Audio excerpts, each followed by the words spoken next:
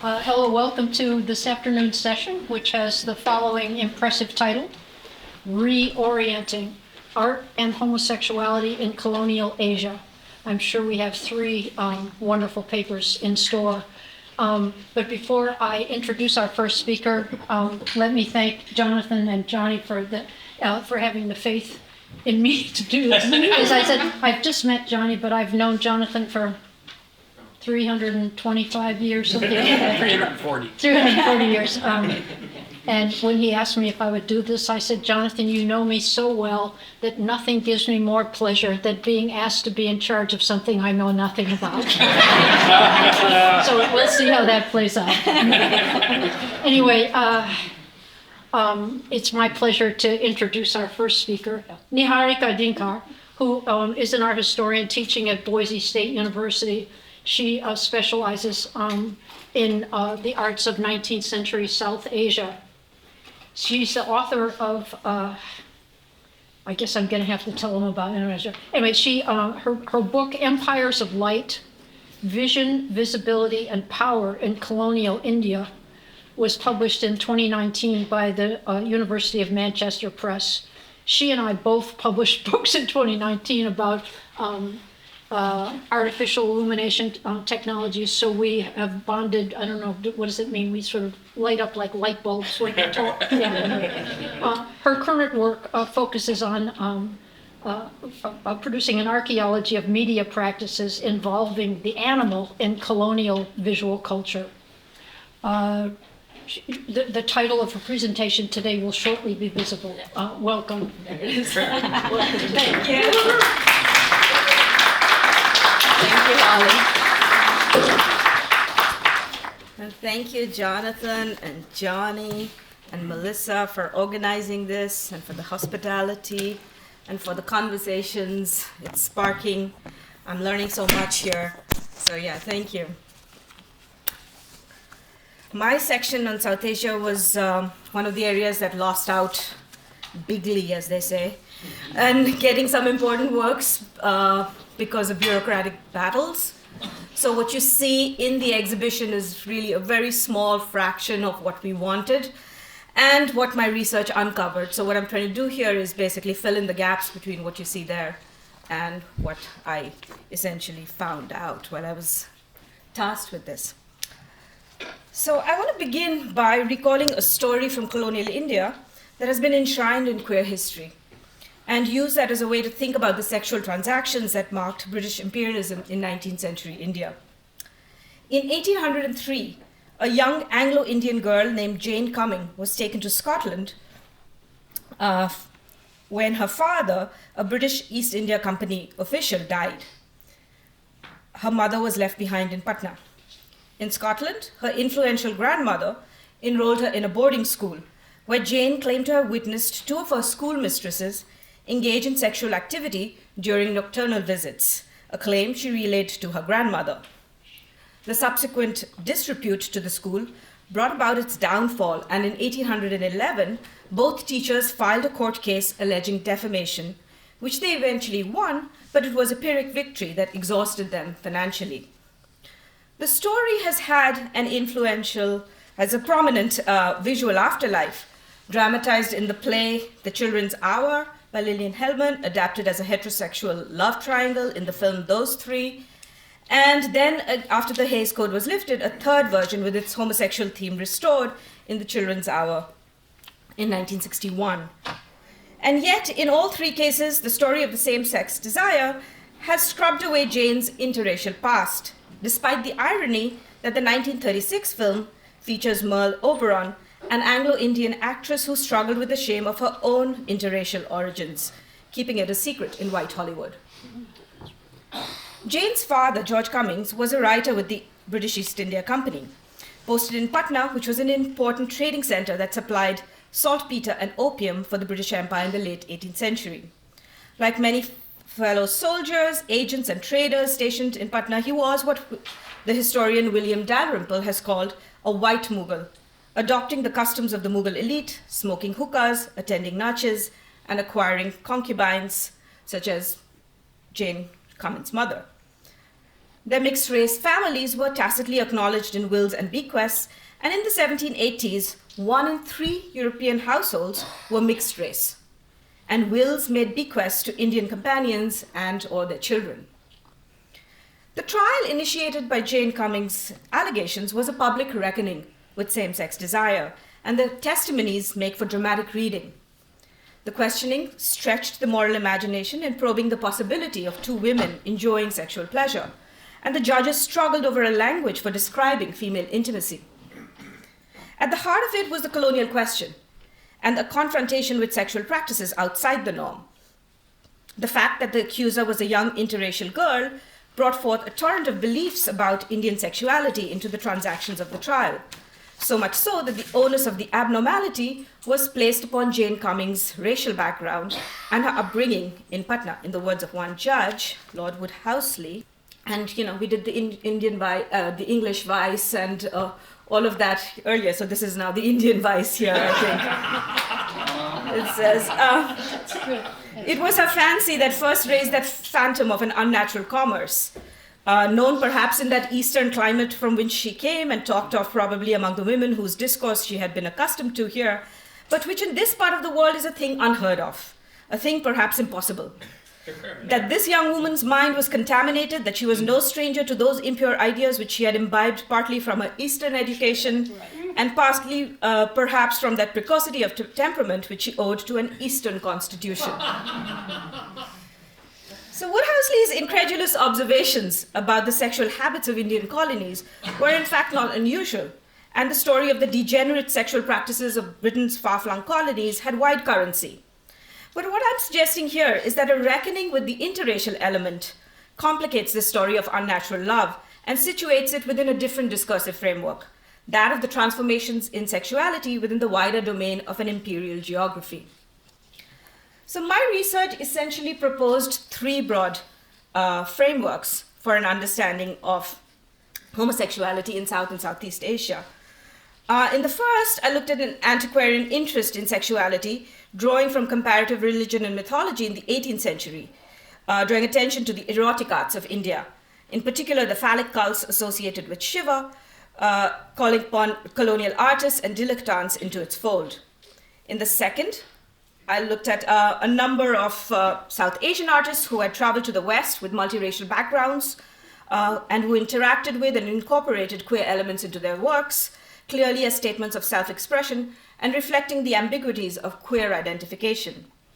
Finally, the identification of tropical paradises on the edges of empires, places like Tangiers, Morocco, Colombo in Sri Lanka, and the island of Bali in Indonesia, present the contours of an emerging geography of imperial desire, becoming visible as gay cruising vacation spots. Bali, in particular, presented a utopian space to emerge as a gay haven by the mid-30s. And drawing from these examples, I propose a 2-way exchange that saw a reformulation of sexual practices within an imperial geography.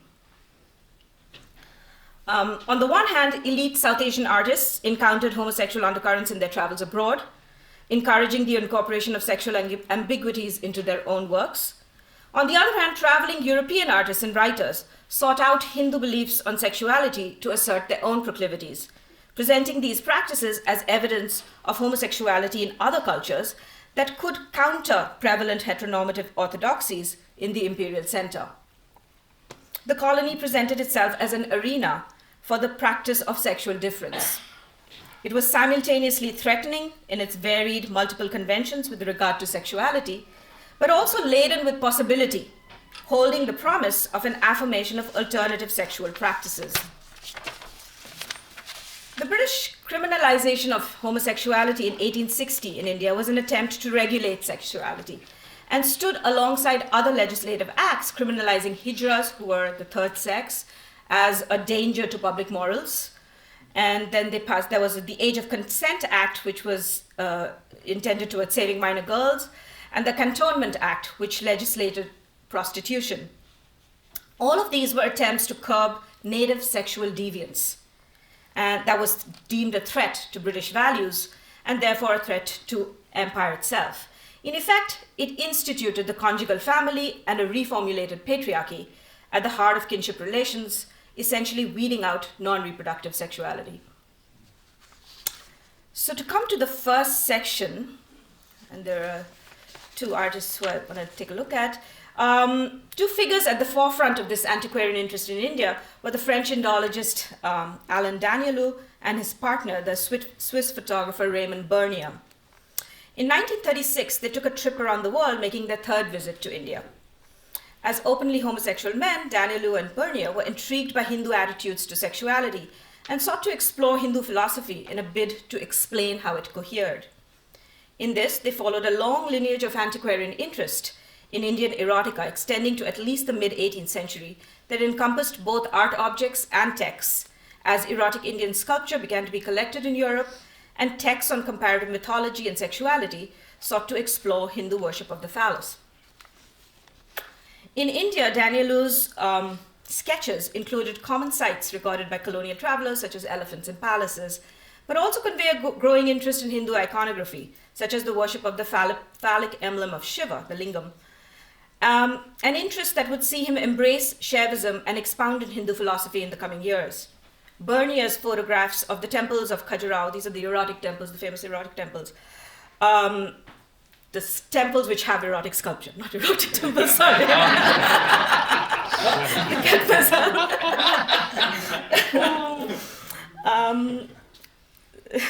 Bernier's photographs of the temples of Khajuraho and Konark would bring Indian erotic sculpture to the notice of the Western world in exhibitions in Paris and New York between 48 and 49. Danielou himself would go on to learn Sanskrit, develop a formidable body of work in Indian music and dance, and translate the Kama Sutra. His 1993 translation is one of the best-known editions after Richard Burton's. Their approach to the issue of sexuality fed directly into a stream of modernism that embraced Hindu beliefs as a source of liberation. In this, they found common ground with other groups like the Theosophists and the members of the Bloomsbury group, including the authors Edward Carpenter and most famously E.M. Foster, who sought to come to terms with the erotic couched within the sacred that they encountered in South Asia, even as they used it to expose Victorian and Edwardian sexual hypocrisy. So to come to the second section, if on the one hand European artists and writers looked towards South Asian sexual practices, mixed-race Indian artists too encountered and embraced homosexual undercurrents in their travels abroad. I look at three main artists here. This is Amrita Shergill. We were unfortunately unable to get any of her works because she's deemed a national treasure and her works cannot travel. So, yeah. Amrita Shergill has been likened to Frida Kahlo in the popular imagination, given her striking beauty, moody self-portraits, and unapologetic bisexuality. Shergill was born in Budapest in 1913. Her mother was a Hungarian opera singer, and her father was a skilled photographer who belonged to an aristocratic family in Punjab. And the family shuttled between homes and fashionable quarters in Paris and Shimla, the summer capital of British India. Shergill learned painting in Shimla as a child, including a short stint in Florence in 1924, but it was in Paris that she came into her own. In 1929, she joined the studio with Lucien Simon at the École des Beaux-Arts, where she befriended artists who formed the Nouveau Realisme school, aligned with communist sympathies, an early iteration of the more famous movement from the 1960s. In those heady years, she was swept into the bohemian artistic circles of the city, taking on multiple lovers, including the painters Boris Teslitsky and the pianist Edith Lang Laszlo. Shergill's interest in female sexuality is evident from her earliest works that burst upon the scene in the 1930s. In Young Girls, she wrests away the boudoir theme from its usual voyeurist fantasies, presenting a casual intimacy between two girls, one primly dressed in green with a beaded necklace and the other disheveled and unkempt. The dark-haired girl in the background was modeled on her sister Indira, and the long-haired blonde in the foreground, her friend Denise Pretot, a painter who often modeled for Shergill and remained her confidant until her death. Shergill presents Pretot only partially dressed, and there is an unsettling mystery that hangs in the air between the two girls, at once commonplace as it is sensual, each girl racially distinct and representing perhaps Amrita's own split heritage. Two girls on the right repeats this motif with two nude figures, their bodies and gestures casting them perhaps as lovers or allegorically as a self-portrait for Shergill's own dual ancestry.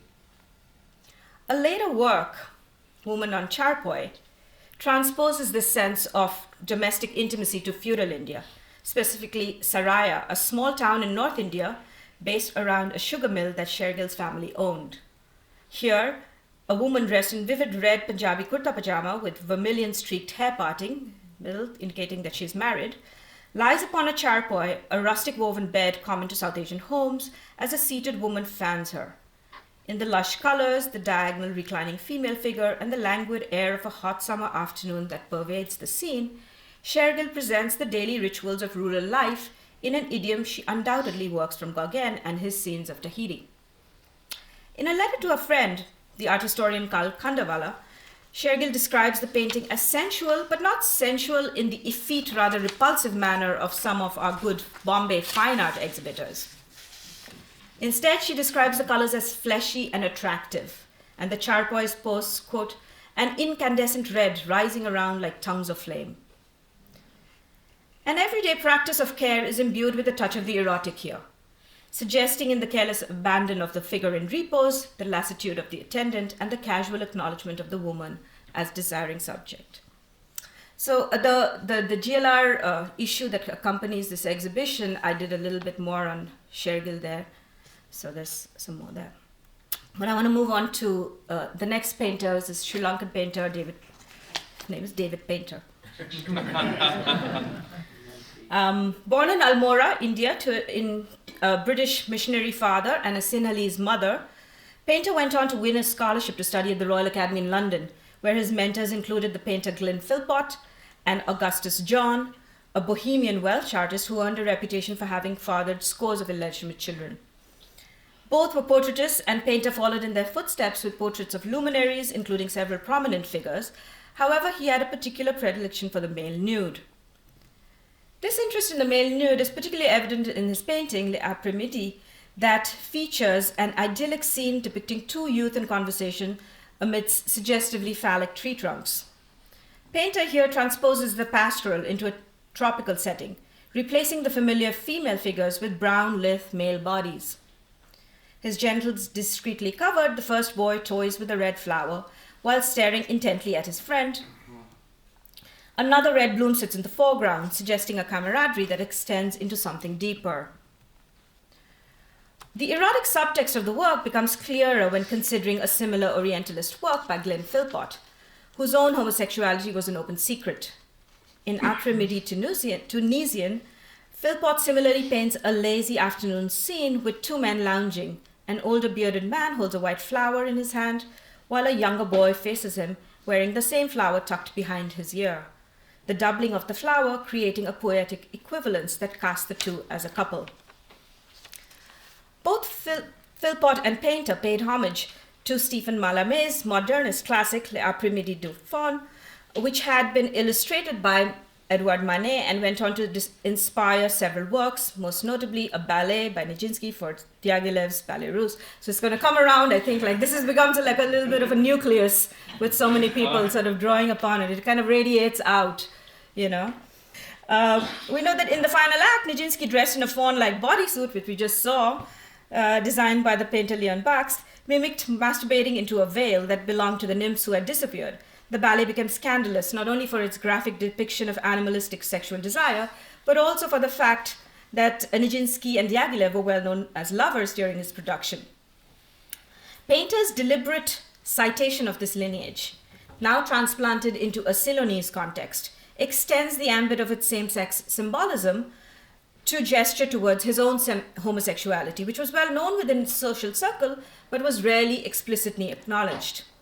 A companion piece, Women Reclining, featuring two nude women, probably served as a model for the one on the left.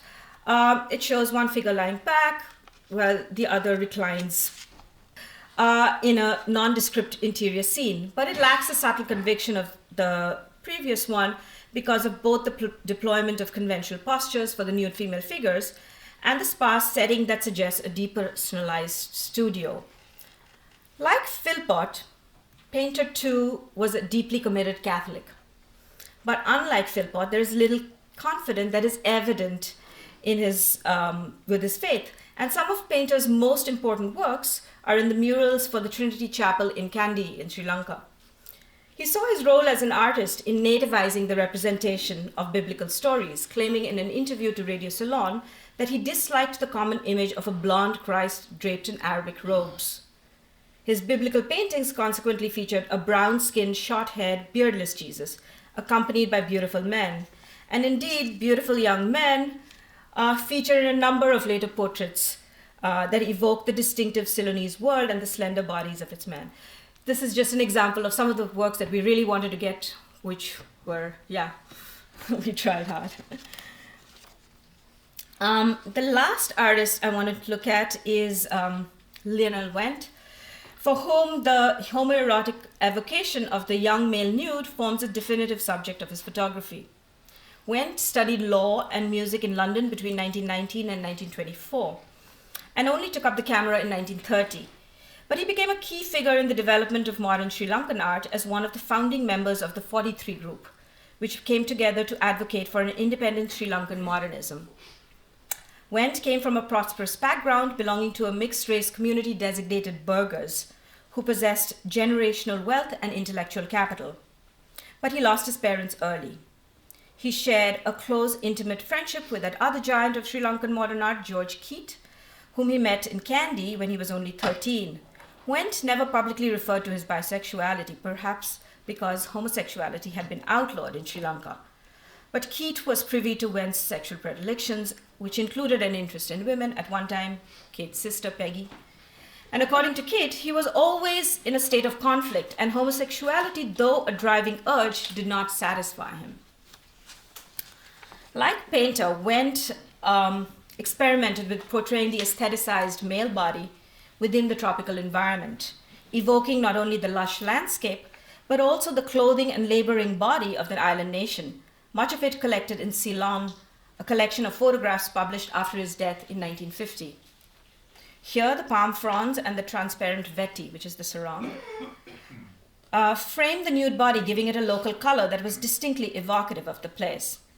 At the same time, his photographs serve as keen explorations of photographic light and texture within controlled indoor spaces, continuing some of the experiments with photographic techniques like photograms and solarizations, which he used to evoke surrealistic effects. Similarly, in Child of Ocean, it's a montage created by double printing two negatives. The first is a body against a black background and the other of the ocean against rocks. The final image supplants classical evocations of the female goddess born of foamy waters with a male nude instead. Untitled, the male torso with statue, Wendt presents a dark-skinned, near-nude male body in the foreground, the genitals covered with a loincloth and thrust up provocatively against the front left corner of the image. Under his raised arm, left arm in the background, we view a small sculpture of the Apollo Belvedere, its rigid whiteness counterpoised against the living vital presence of the taut, dark-skinned body in the foreground. The sculpture stands as an aesthetic ideal that informs the present, recalling Wendt's own exposure to Greco-Roman art, even as he posits a Ceylonese idol in its stead. Wendt identified strongly with the sculpture of Apollo Belvedere, a figurine of which sat upon his desk and also featured in a surrealistic photo montage of his, as you can see on the left. The homoerotic symbolism of the sculpture, given the art historian Johann Winkelmann's well-known eulogies to its sublime beauty and charming youthfulness, would not have been lost on Wendt.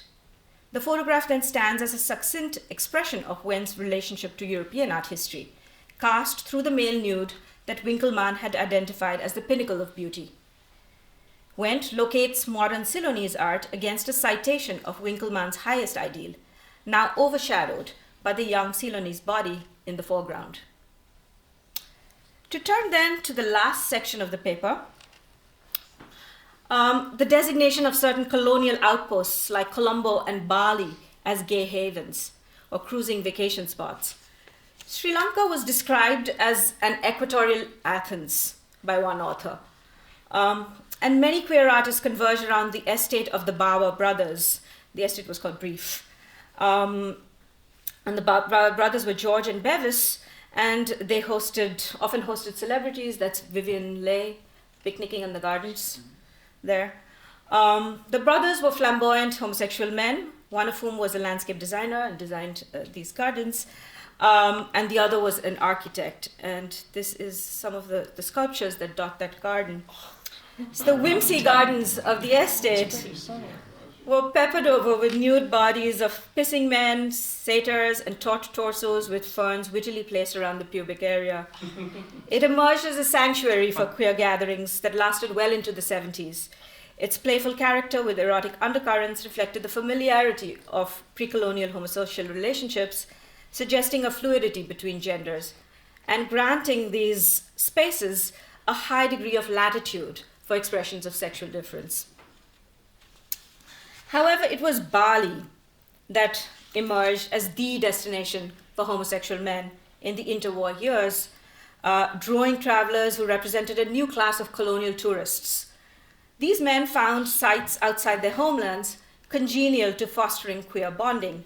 These were colonies with permissive attitudes to sexuality, where their racial privileges and economic position granted them access to sexual pleasures unavailable in their homelands. Spearheaded by the musician and artist Walter Spies, who moved from Berlin to Bali in 1927, it acquired a reputation as a gay haven frequented by a global intellectual and creative community by the 1930s. Spies was born into a wealthy German diplomatic family in Moscow and moved to Dresden after the war in 1919, where he met and continued correspondence with Oskar Kokoschka and Otto Dix, exhibiting with the November Group for a while. He soon moved to Berlin, where he took upon the flamboyant director Friedrich Murnau as his lover, and Murnau introduced him to the city's cultural circles. He worked on set design with Murnau on a number of films, most notably the vampire film Nosferatu, an unauthorized adaptation of Bram Stoker's Dracula, which was produced by Prana Film, which was founded by the occultist artist Alvin Grau and named after the Hindu idea of prana, that was, or life force, popularized by Theosophy. This exposure to Oriental thought was echoed in some mural paintings of Persian-like miniatures he made for Murnau's Grunewald Villa, which you can see in the background here. Which was a Grunewald Villa in Berlin, which he shared with the director between 1921 and 23, and Murnau and Spies remained lifelong friends and lovers. Although Spies was comfortable about his homosexuality, it is not explicit in his painting, which tends towards stylized tropical landscapes with shadowy figures, even though a certain homoeroticism is evident in his photography, which is an example on the right. More interesting is an early sketch for a commission, 4 young Balinese with fighting cocks, that portrays a common scene that would attract much attention in later years, primarily Clifford Geertz's famous ethnographic report on the sport of cockfighting in Bali. Anticipating Geertz's arguments about masculinity and power as embodied in the double entendre of the cock as both penis and rooster, in Balinese as in English, Spies draws attention to the symbolic intimacy of the seated men with their caged roosters, and the ways in which such interactions between men and their cocks simulated the social matrix of Balinese life, with its hierarchies and cults of masculinity. As such, Spies portrays a homosocial space that we can recognize, after Geertz, as potentially erotic, but it is cast as a common everyday activity rather than thematized as explicitly sexualized. It's one of a few realistic drawings that portrays contemporary life on the island, but the theme of the enduring practices and legends of the island is one that would preoccupy all of Spies' Balinese paintings. More than his paintings and photography, however, Spies' importance is indicated in the creative and intellectual community he gathered around him on the island, many of whom were homosexuals, contributing to Bali's image as a haven for gay men in the interwar years. Much of the island's attraction was due to its comparatively lax attitudes towards homosexuality, particularly the image created by colonial anthropological scholarship of the natives' incorrigible addiction to pederasty and homosexual sodomy, such that it was perceived as a harmless pastime to be enjoyed by young unmarried men rather than the moral condemnation it evoked in contemporary Europe. Closely tied to this was an Orientalist perception of Bali as a pre-industrial, unspoiled paradise. Spies's guests spanned the range from the glamorous Hollywood set, including Charlie Chaplin and Noel Coward, and extended to the anthropologists Jane Below and Margaret Mead, the ethnomusicologist Colin Fee, the German homosexual emancipationist Magnus Hirschfeld, the Bengali poet Rabindranath Tagore, the Mexican artist and ethnologist Miguel Covarrubias and his dancer wife Rosa, and the Bohemian dance historian Beryl Dessot, just to name just a few. And this reputation of Bali as a creative hotbed, I want to just is affirmed in a short poem that Noel Coward wrote, and I just want to read that out briefly to you. It says, "As I said this morning to Charlie," which is Charlie Chaplin, "as I said this morning to Charlie, there's far too much music in Bali, and although as a place it's entrancing, there is also a thought too much dancing. It appears that each Balinese native, from womb to tomb, is creative, and although the results are quite clever, there is too much artistic endeavor."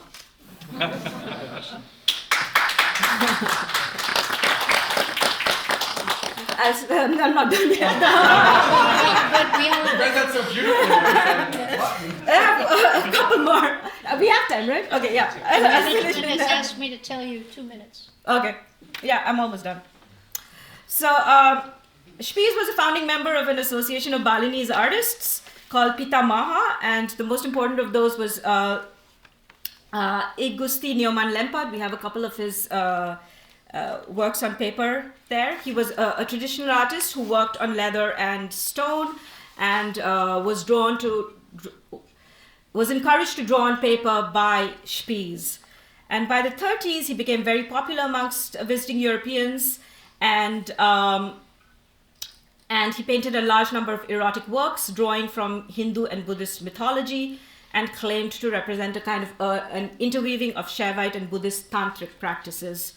Spies claimed that these were obscene works, and they were a ploy to cater to outsiders, and in fact, those erotic drawings were largely commissioned by people like Margaret Mead and Bateson, and according to some accounts by Charlie Chaplin as well.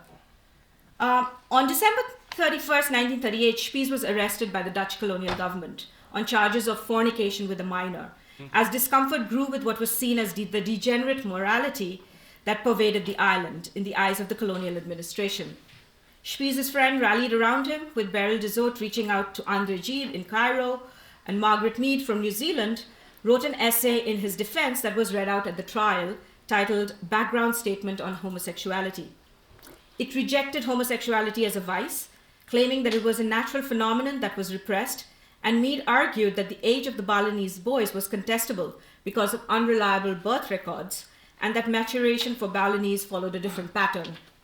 Instead, she drew attention to the, quote, the rare special artist type to which Walter Spies belongs by birth, and to which most Balinese belong by social training and many by birth, advocating for the special relationship to the arts that she saw cultivated in Bali. Spies was released soon after, but died a few years later in 1942 as a prisoner of war bombed by the Japanese.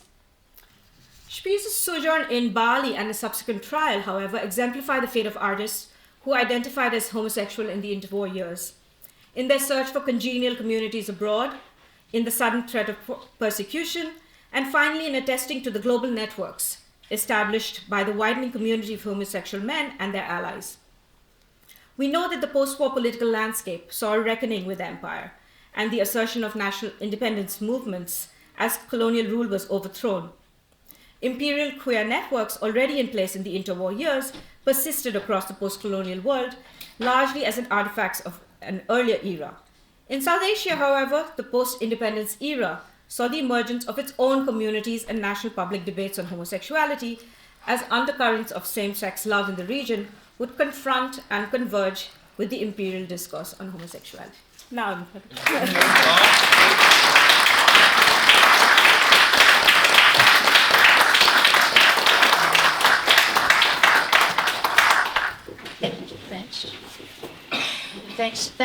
Thanks very much, Monica. That is super talk. It's always well, you all know what it's like to be listening to a superior talk and your inner voice is saying, but she has to stop now because it's the deadline. Thank you very much. It's my pleasure to introduce our next speaker, someone I have had the pleasure of meeting before. Thadeus Dowad is Patrick. This is the order you gave me, John. Sorry. I'm sorry. The mistake is Johnny's fault. Throw me under the bus.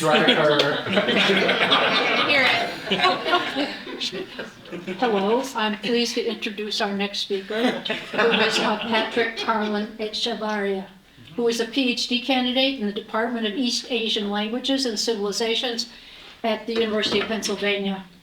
His research focuses on the intersection of Japanese queer cultures and artistic and literary production in the post-war period. He's currently working on his dissertation, provisionally titled Finding the Rainbow World, Literary Translation and Transnational Queer Cultures in Cold War Japan. Welcome, Patrick. Thank you so much for that extremely kind introduction. And as you said, this Niharika's presentation was indeed a superior presentation by my standards than any other, so I'm a bit nervous coming up here, but also I see Jonathan, who has been my mentor for so long through all of this, so I feel reassured in that sense. So thank you for having me. I figured I would just talk, I want to say, of course, thank you to Sharon, to Melissa, to John, and to Johnny. For Jonathan and Johnny, for everything that they've done to organize this absolutely incredible exhibition. Getting to see it for the first time yesterday at Wrightwood, I was really moved when I was a student in Jonathan's class, maybe 4 or 5 years ago now, and he asked me part of this. I had no idea that it was going to become what it has become. And I just feel more and more grateful every single day that you took the chance on me to do this, because I'm not somebody, I'll just note, who is an art historian by trade. When Jonathan asked me to do this, I was a little freaked out, but I really admired him and I wanted to do my best. And so I found that that's often the way you actually do things, is just kind of scream and cry and do it. So I screamed and I cried and I did my best, but I also want to note I had a lot of help with this too. And I just want to give a quick shout out to a group of people at the University of Pennsylvania, my colleagues at the Kuzushiji workshop. So if you see those little, will look like scribbles in Japanese paintings, those are called crushed letters in Japanese, and they're really difficult to read. So difficult, we have a group where we work together to read them together. So a lot of the stuff you actually saw in the exhibition, donated by Brian Koppel at the University of Michigan, was put together through the efforts of this group. And I just want to say again, it was such a pleasure to do it. And I just want to show this picture to give you a sense of what we were doing and looking at. And this is one of the prints that you can actually see in the exhibition. So I just want to know, a lot of work and a lot of people helped on this, not just me. So I'm really grateful. And so hopefully I can convey a little bit of that. So my talk is about Japan, and it's about Japan's transformations from the late 19th century to the early 20th century. So the same temporality as many others. But Japan is, as Christopher Reed noted, both placed geographically in the Far East and culturally in the Far East, often positioned as very different from the rest of the world and operating, to the tune of its own drum. And that's true and not true at times. So as a Japanese studies scholar, you have to bridge those two. And I'm hoping that by bridging this and talking about this topic with you guys today, I can hopefully bring some of the dialogue together and, do something a little more than saying Japan's interesting or Japan's just like everything else, So I'll just note, this question that I often ask my students, right? Is Japan a place that you'd consider tolerant to queerness? And when I ask that question, you often get different responses to it, right? Oftentimes people refer to, if you look at the right, if anybody knows yaoi or boys love and yuri manga, very popular genres that have existed for decades in Japan that depict same-sex relationships between men and women. They're extremely influential now all across Asia. You look at Thailand, South Korea, Chinese-speaking communities, and there's a huge just lineage of this manga. And then you can also think of more recent examples. For example, you will probably have noted, is anybody going to Japan or been to Japan recently? Yeah, it's popular, right? I've noted a couple of people. So Japan's becoming a big place, and so a lot of more interest in Japan's queer communities in forms of Queer Eye. We're in Japan 2019, and more recently Netflix's show The Boyfriend, which I've not seen but I've heard is actually really delightful. So this is all to say that foreign interest in Japan's queer cultures, especially at this moment in 2025, is greater than ever. And in Japan itself, these issues of things such as the legalization of same-sex marriage, the passage of anti-discrimination laws, and recognition of gender and sexual diversity in Japanese society are more prominent than ever. But in contrast to, say, Pavel and some of our interlocutors dealing with Eastern Europe, the current Japanese government takes a unique stance. On the one hand, the Liberal Democratic Party does not want to move to legalize same-sex marriage or to codify many of the protections that have been demanded by opposition parties and are supported by a majority of Japan. Instead, they've argued in a different direction, saying that Japan doesn't need those types of laws because Japan doesn't have that history. So it was really an interesting pamphlet by the Liberal Democratic that was distributed in 2016, where they make the claim, essentially, that historically, Japan has not been harsh towards diverse gender and sexual minorities, but has instead been tolerant towards them. And I should note that this pamphlet is a pamphlet describing why the LDP does not support same-sex marriage, right? So there's a bit of an interesting contradiction here in the ways in which modern and contemporary LGBTQ politics interact with Japanese queer cultures. And the Australian academic Claire Marie actually put this very well, where she noted that, as she says, contemporary Japan has no laws that criminalize homosexuality or sexual acts, and thus Japan is often positioned as queerer earlier than so-called Western nations. But due to the lack of legal support for domestic partnerships, contemporary Japan is paradoxically also often perceived as lagging behind in equal rights for same-sex partners. The result is a jumbled notion of a unique queer indigeneity where the borders of sexual citizenship are heavily patrolled. So for part of this description, I want to go through a little bit of this history. And again, referring to Jonathan, I very much agree that looking at visual art and modern art is a great way to show things that aren't necessarily told. So with that maxim in mind, I want to look at some of the ways in which homosexuality was first approached prior to the late 19th century in the interactions with the West, Japan's moment in the 1860s when it embarked on a campaign of modernization and westernization, and the repercussions therein. So let's roll up our sleeves and dig in, shall we? So first, I'm going to echo both Niharika and Ara here in noting that homosexuality is always something from abroad, and say that this has a history in Japan that is more than 1,000 years old. So, in Japan, you had a very famous legend that the 8th century monk Kobodaishi, also known as Kukai, is the person who is said to have brought Buddhism from the China all the way to Japan, all the way back in the 7th century, along with the Prince Shotoku. Kukai was also allegedly the person who brought Japanese writing, hiragana and katakana, to Japan for the first time. And according to a third legend, he also brought one other thing from China, male love. As one famous text from 1687 called The Great Mirror of Male Love puts it, Kobodaishi did not preach the profound pleasures of this love outside the monasteries because he feared the extinction of humankind. No doubt he foresaw the popularity of boy love in these last days of the law, which I should note is a reference to the Buddhist concept of Mappo, which is the end of the world. So it's a real Peggy Lee kind of party out there, if that's all there is. So, to note, there are different overlapping cultures of male-male sexuality in pre-modern Japan. And the first, obviously, I'm drawing attention to are the Chigo. In Buddhist monasteries, these were age-structured relationships, usually between older and younger monks, and there would be an element in which the coming of age actually involved sexual practices that were sacralized and positioned within a very specific sacred context. There's been a couple authors, Orr Parath and Sachihori Schmidt at Dartmouth University, that have done a really great amount of work on these dynamics more recently. But I'll just note, alongside the Buddhist traditions of same-sex love, you also have what were called nanshoku, which can translate to male colors and male eroticism, and these were similarly age-structured relationship primarily between samurai, an older samurai who would be the older penetrative partner, and a younger samurai who would be indicated as such by the forelocks that he had on his bangs, which indicated that he was young, beautiful, and available. So this was, I should contrast, that this was very much a highly patriarchal and phallocentric society. So you might expect joshoku, which means literally female colors, to refer to lesbian eroticism. It does not. It refers to heterosexuality. And in fact, you'll find a very famous genre of literature that compares nanshoku and joshoku directly. I will give you an example of this so that you may be able to understand a bit the benefits of being a straight male or a gay male. Sorry, if you're a woman, you just don't have a sexuality here, I guess. So as Ihara Saikaku asked in his 1687 collection of short stories, Nanshoku Okagami, which is to be preferred? Lying rejected next to a courtesan, or conversing intimately with a kabuki boy who is suffering from hemorrhoids?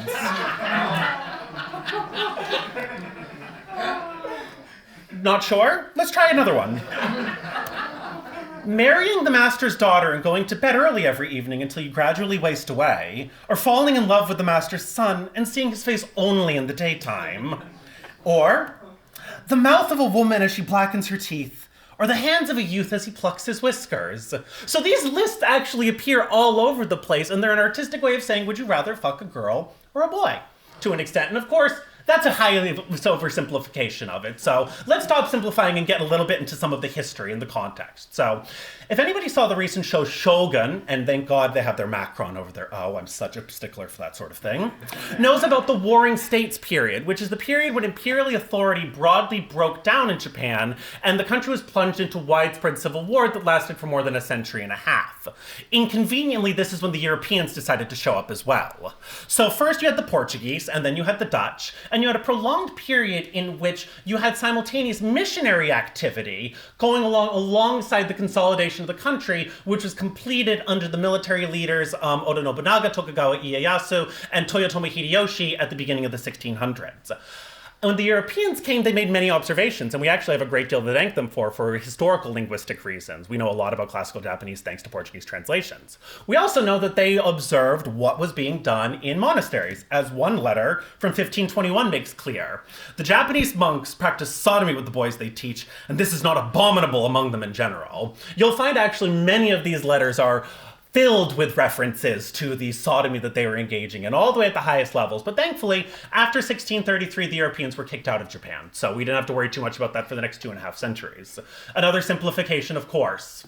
But I'll note the Edo period here. The Edo period is the period when Japan was finally unified, and as a result was placed under a very strict hierarchical organization of classes, with the samurai made into a hereditary leadership at the top, followed by farmers, craftsmen, and at the bottom, merchants. But merchants could get wealthy, so, you know, there's different social and economic capital. You've read your Pierre Bourdieu.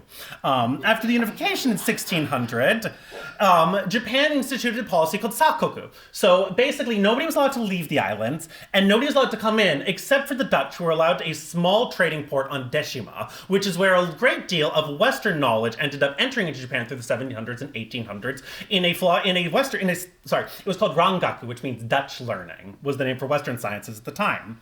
So the end of the widespread civil war allowed for a much more peaceful, urban, and sophisticated society to emerge. Major cities like Tokyo, which was now called Edo, was made into the new capital, and they became real hotspots for urbanization, rising literacy rates, and of course, breakthroughs in printing technology that allowed for the creation of the spread of woodblock prints and what are called ukiyo-e, which are famous from the 1600s and 1700s, and you've probably seen similar images anytime you've been to a Japanese restaurant.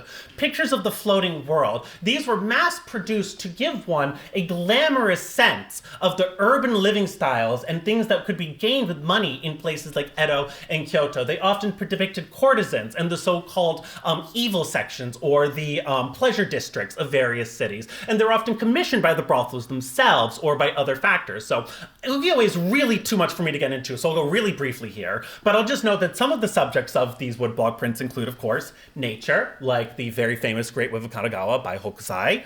Fantastical tales from medieval times, such as this striking Takayashi the Witch and the Skeleton Spectre, made in 1844. More mundane things, such as the theater and depictions of famous actors in kabuki, which was extremely popular. And of course, pornography. So, pornography is often called shunga in Japanese, which refers to spring images. But when I talked to some of my colleagues about this, they were kind of hesitant because they said, no, it's pornography. You don't want to make this higher or greater than it is. And conversely, you don't want to talk down pornography, which is an important thing in and of itself. Right? So shunga come in a lot of different varieties, and they can depict both gay, straight, and otherwise, as you can see, scenarios that don't necessarily fit onto a sexual binary if we understand them today. So they were, I should note, this was not just a laissez-faire place. The shogun and its authorities were very concerned about morality and attempted to crack down, but this stuff was just so good and it sold so well. They did not have a really good job doing it.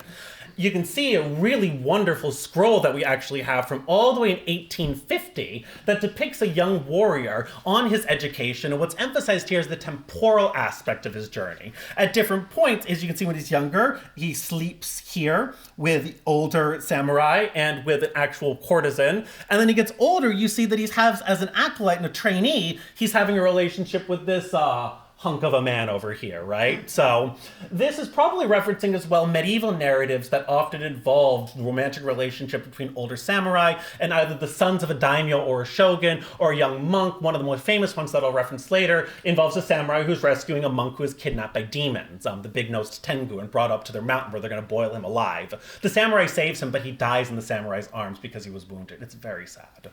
So I want to note as well, I'm focusing on male-male sexuality precisely because it's tricky, although not impossible, to find depictions of female-female sexuality. These are actually not uncommon in these pictures, but I'm hesitant to say that it evinces a lesbian sexuality insofar as these were all produced by men, mostly circulated by men, and as far as I'm aware, there were no female shunga artists. So these were all done, and for the most part, you have depictions of relationships where you had, for example, the shogun had his own internal harem. Oh, fuck.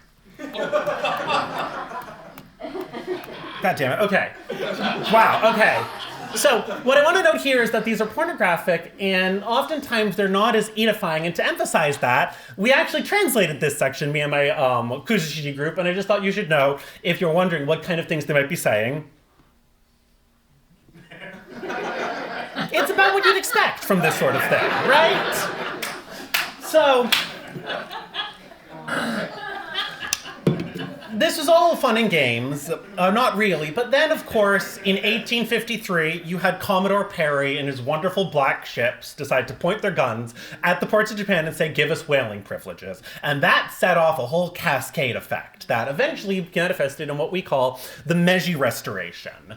Very briefly, from 1853 into the 1860s, the realization that the shogun government was incapable of protecting Japan from Western colonies' powers, particularly Britain, Russia, and the United States, led to widespread instability and even a movement that was called I'll get it later. Okay, it's called Respect the Emperor, Expel the Barbarians.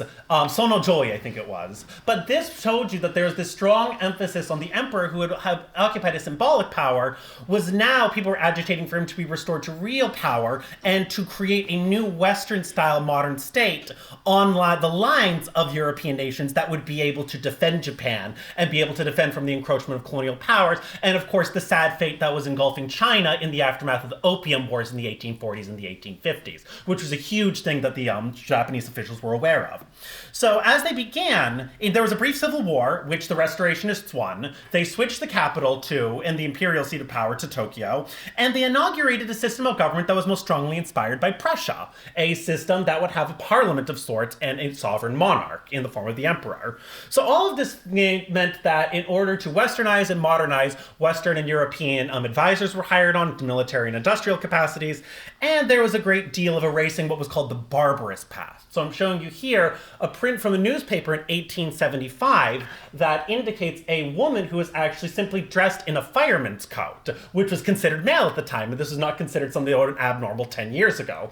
But for the fact that she was now dressed and had gone against a cross-dressing ordinance, which were passed in the 1870s, she ended up being fined. And you see throughout the 1870s these multiple attempts to suddenly criminalize practices that had not been before. From 73 to 82, anal sex was banned, and this was supported by one person saying that sodomy and nunchuck or male colors befitted the era of the warring states, not our present period of civilizational enlightenment. So in that name, many of the previous practices and indigenous traditions that we would consider queer were considered queer by authorities and thus had to be gotten rid of, right? So there's this erasure that's going on. Of course, this is influenced by sexology. I should note that Psychopathia Sexualis by Herbo and Kraft Eving was translated into Japanese only 8 years after it was first published in German. And that's a remarkable undertaking if you know what it's like to translate into Japanese in the 19th century. So among the other influences that the West had were artistic influences, because you're art historians, I figure we should talk about this. Among them, right, were what were called yoga, which was Western-style painting, and those were painters who incorporated oil painting in modern 19th century painters, one of the most famous being Seiki Kuroda. Many of these artists went to study in Europe and study in the ateliers of Paris in the 1880s and the 1890s. And of course, there was also a reinvigoration of Japanese art styles, which is called Nihonga, and one of the most famous artists of that, Shoin Imamura, who was also one of the first female artists to really be successful in 19th century Japan. I should also note something that Uemura said that is very interesting to me, is she said that in contrast to the Edo period, which she was at least lived in part-time, she appreciated that the Meiji period lent a certain dignity to women that she did not see in Edo period works, which portrayed them as pornographic. So even as some of these were erased, there were other ways in which ideas of gender and sexuality were shifting in complex ways that can be seen through these artists. And of course, one of the debates that happened as a result is this whole thing of nudity, which became a concept, right? And the so-called nudity debate was one that unfolds in the 1890s. One of the big culprits is Seiki Kuroda's Morning Toilette, or Chosho. This was produced actually while he was in Paris, and then when it was shown in 1895 in Tokyo, it became the subject of, as you can see, both controversy, but also Western observers observing the controversy. As you can see, this was from a humorous magazine, or a humorous Shocking au Japon, which was supposed to show French viewers about the ways Japan was changing. And so even as Japan is introducing and coming at this, the way that Japanese modernity itself is being done is playing out in this international stage. And so I wanted to show these two, to show that even when we're talking about the Japanese context, right, we're always interpolated into these global networks of discourse. So on the topic of global networks of discourse, this is a depiction of sexual violence I'm about to show you, but another image that we have in our collection is an extremely interesting one that comes from 1904 and 1905. So one of the big changes at the end of the Meiji period was Japan went from a country that was relatively threatened by Western colonization to a country that was successfully defeating Western countries militarily and claiming its own colonies. It defeated China in the Sino-Japanese War of 1895, and then famously defeated Russia in 1905, which allowed it to take Korea and Taiwan as its first colonies. And as you look at this image, it's one that, as Jonathan and Johnny and I have talked about, it exists in multiple versions around the world. The British Museum has a slightly different copy. And so this suggests, although we've not found a lot about its provenance, that this image was one that was reproduced multiple times and one that was circulated without a high degree of censorship. So something we speculated on was this could have been, as I understood, during the Russo-Japanese War, some of the soldiers would keep erotic prints of shunga as good luck charms. Sometimes it would be like a sexy woman as a nurse, it would be erotic, and so my speculation is this one you might kept in your pocket so that when it was time for battle, you would be motivated to go fuck the Russians, so to speak. So that's all speculative, and it shows the ways in which male-male sexuality and that samurai past are tied into new ideas of sexual violence and dominance that help to create a colonial logic that, as you know, would be deployed vociferously and continuously throughout the first half of the 20th century and the context of the greater East Asia co-prosperity sphere in the 30s and 40s. But before that, we also have a new emergence of women and feminism and an idea of female-female sexuality that had been previously obscured through previous paradigms. The word dosei-ai, or homosexuality, first was coined to began to emerge in Japan in the first 2 decades of the 20th century. And one of the big things that this did was it made female-female sexuality visible in a way that had not been before. And one of the earliest journals that was made primarily by feminists and women who were attracted to women was Seito, or Blue Stockings, named after its British counterpart from the 1800s. Women like Takamura Chieko, who designed this cover, which is influenced by German romantic elements as well as Egyptian motifs, draws upon an ancient Shinto myth which describes the goddess Amaterasu as the very first progenitor of the human race. And so Hirotsuka Raicho, taking inspiration from Takamura's cover, wrote a poem for the very first issue of Seito, where she reappropriates this Shinto myth to make the claim that in the beginning, woman was the sun. And in many ways, you can see this is kind of the first manifesto of a Japanese feminism. One thing that hasn't been manifested as much is how many of the women who were part of Seito were themselves same-sex attracted women who came under severe pressure to conform to the gender and sexual models of their day. So I have a little bit of time left, and I have a lot to get through, so let's do our best, shall we? I want to note, after the Meiji period comes the Taisho period. It's a period where you have a far greater degree of liberalism. Japan is ascendant in the context of World War I, considered a great nation at the Versailles Conference, and it was an era, actually, where the emperor who followed the Meiji emperor was mentally ill and not really great at running things. In his last years, he was running around nude, as far as I'm aware.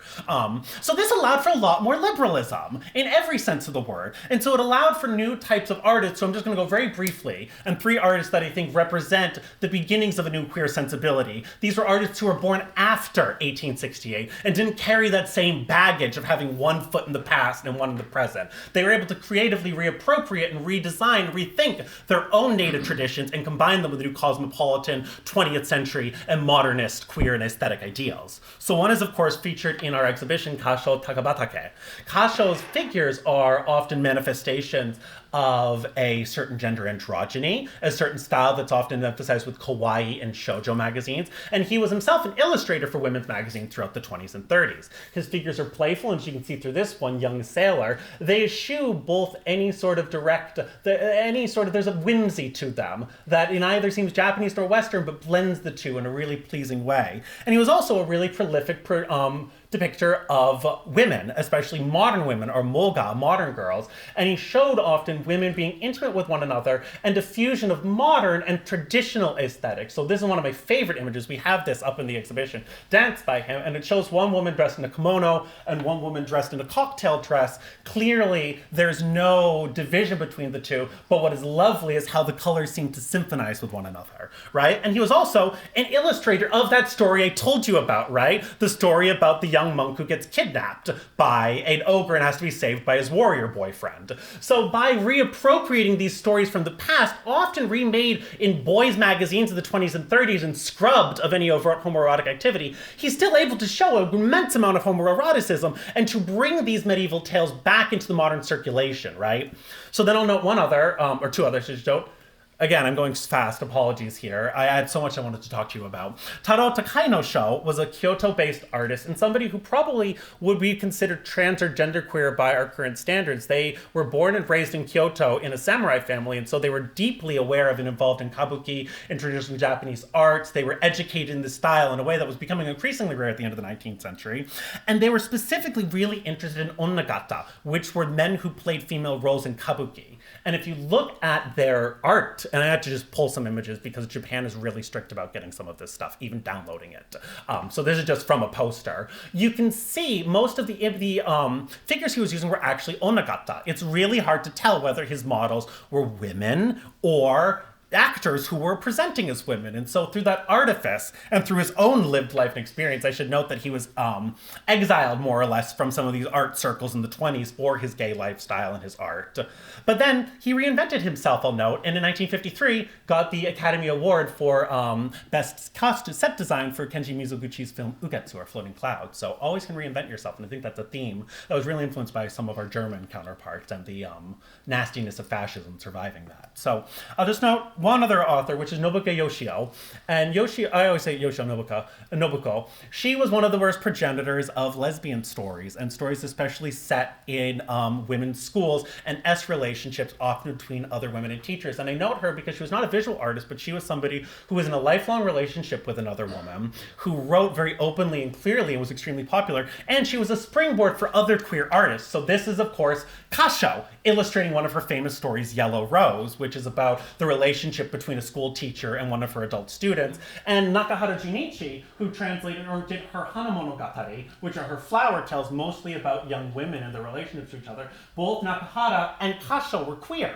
And so in this way, through their art and their writing, they were collaborating on something that transcends it and kind of shows how there was this really interesting network of people working together. And I'll just leave you with this quote that I really think is a lovely one from her story Yellow Rose, discussing the plight of same-sex attracted women, and women in general, I should note, in 1920s Japan. And then very briefly, some of the queer legacies. So a lot of this is stuff from pre-World War II, but I want to emphasize that there's a continuity when we think of kawaii, when we think of shoujo. We can think of artists like Naito Rune, who was a student of Kasho, a progenitor of what we call the kawaii style, and one of the first illustrators for gay magazines in Japan. You can see here the 1971 issue of the magazine Barazoku, which is the first mass market magazine in Japan by and for gay men, and it was by Naito.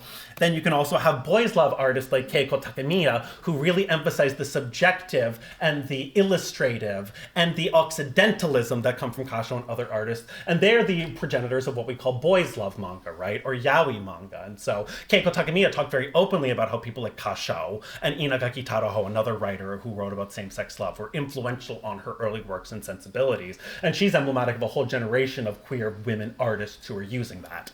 And then finally, my last one, which is the really recent artist Matsuo Hiromi. And I want to note this because Matsuo Hiromi is interested in going back to this queer moment of the early 20th century and reappropriating and reimagining it by standards we consider almost, she emphasizes and merges classical painting, what we consider the kawaii style. And so this lovely one is a reinterpretation and a reinvigoration of Kasho's work. And it shows how there's a lineage here that through all of the complexities I've shown you continues to emerge and can still be seen in the lovely and beautiful art of some of these artists. So thank you, and sorry that was so...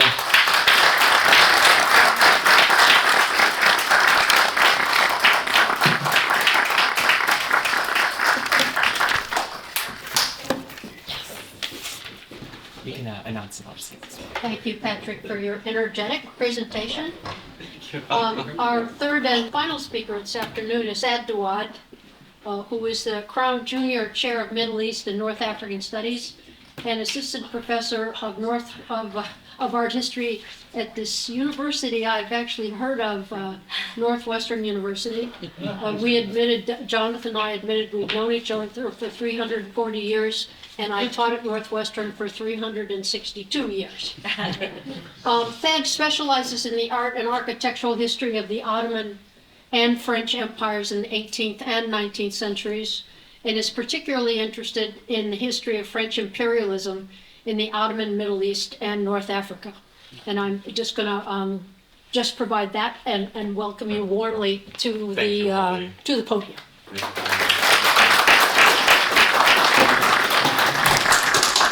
Hello, everyone. Let me just begin by saying a huge thanks to Jonathan and Johnny. Also, congratulations on this incredible coup. I'm very honored to be a part of it. Also, thank you to Melissa, thank you to Chirac, thank you to the Alphawood and Rightwood folks for making all of this possible, and for inviting me to be here today. I'm just going to set a timer for myself, just keep myself on pace here. Okay. It's a very admirable habit. We'll see if I stick to it. That's going to be the thing. All right.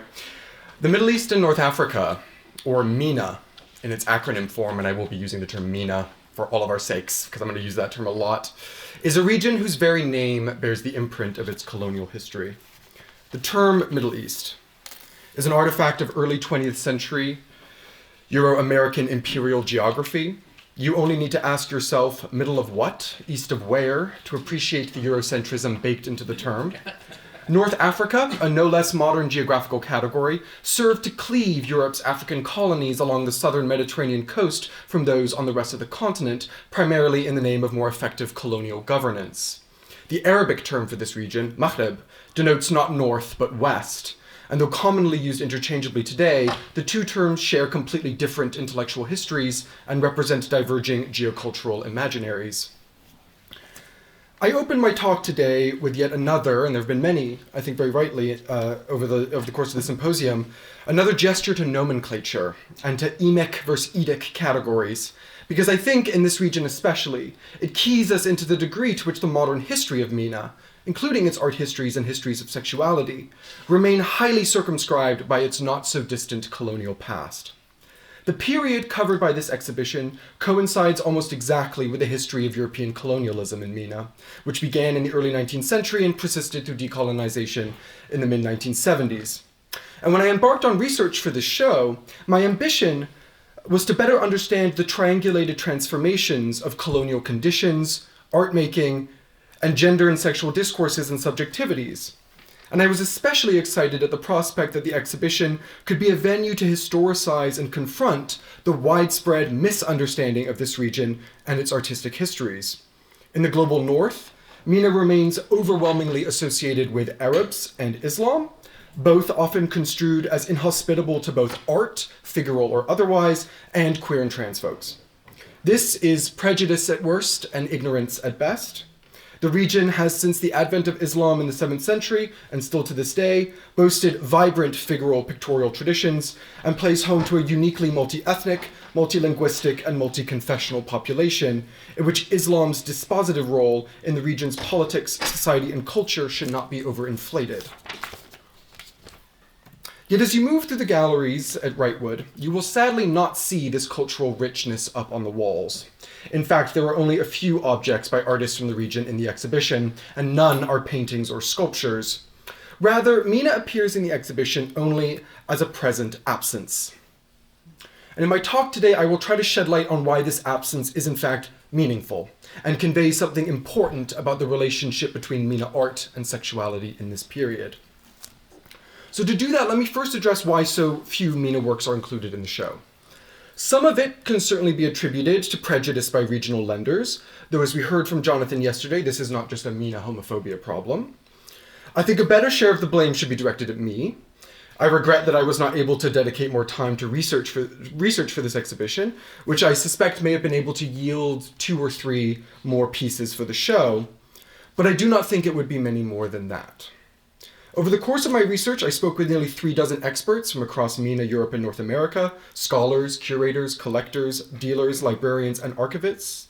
In Turkey and Egypt, where my own research is based, I exhausted my network of contacts and followed every lead they offered me. And my good Judy, Re-Orienting, to whom I owe a great deal of thanks, introduced me to a number of experts in Morocco who were very generous and helpful in answering all of my questions. 2 refrains rang out across these conversations. The first and the most devastating was that no queer art exists for the period covered by this show, period. They acknowledged, very rightly, that the colonial era of MENA's art history remains disproportionately under-researched compared to its pre- and early modern counterparts. And while I don't want to speak for other subfields, as a late autumnist, this is a sort of just a common fact of the field, right? I would challenge any of you to name a single Ottoman artist from the 19th century, right?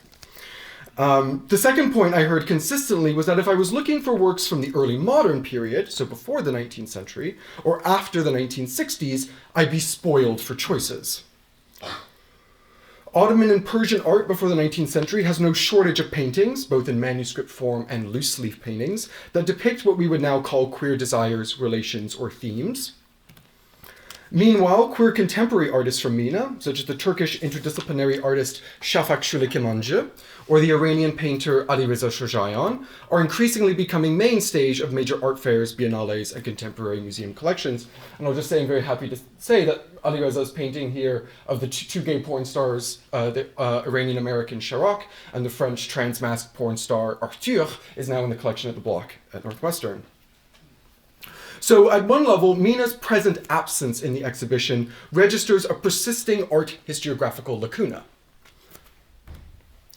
I think it's fair to say that those of us in this field remain very much in the recuperation phase, which, while not the end-all be-all, remains a very important academic process, especially for a region so heavily tarred by the brush of homophobia. And this is an endeavor being undertaken not just by scholars, but also by artists. One example some of you may be aware of is the queer Lebanese artist Akram Zattari, who in the early 2000s recovered and subsequently exhibited and published a tranche of studio photo portraits taken in Saida in southern Lebanon beginning in the 1950s. The photographer, Hashem El-Madani, transformed his studio, located in a region of southern Lebanon devastated by Israeli occupation and neglected by generations of corrupt Lebanese officials, into a theater for photo performances for the city's middle and working classes. His clients and models spanned the social spectrum, from young couples and their babies, Syrian and Palestinian resistance fighters, women embracing and kissing one another, and cross-dressing brides and grooms. El-Madani's photographs pose questions resonant with many of the other works in the exhibition. Do these portraits capture performances of genuine homoerotic desire? Or is this staged intimacy the result of frustrated ambitions of heterosexuality, denied by a hegemonic gender binarism and filtered through the fantasies of modern cinematic archetypes like the cowboy? El-Madani's photographs provide only ambiguous answers. the ambiguities emerging from the spaces for dissimulation opened by both the photographer's studio and the gendered social regimes of colonialism and Arab nationalism in Lebanon register something of the impact of homosexuality on the visual cultures of modern MENA, where homoerotic desires and gender nonconformity often took some form of disguise. Zaatari's project offers a tantalizing glimpse of what still remains to be uncovered. Yet even exciting examples like this can only tell us so much. After all, they were produced decades after the chronology covered by this exhibition. The often tedious and frustrating tasks of recuperation should and must continue, I think. But we should be clear-eyed about what to expect. We will not find an Arab Claude Cahun, a Turkish Paul Cadmus, or an Armenian Frida Kahlo. This has nothing to do with individual talent or essential cultural differences, but rather that the conditions that structured the social function of art in MENA during this period were fundamentally different from those in places like Paris, New York, or Mexico City. I'm reminded of the feminist art historian Linda Nochlund's articulation of a similar problem in her famous 1971 essay, Why Have There Been No Great Women Artists?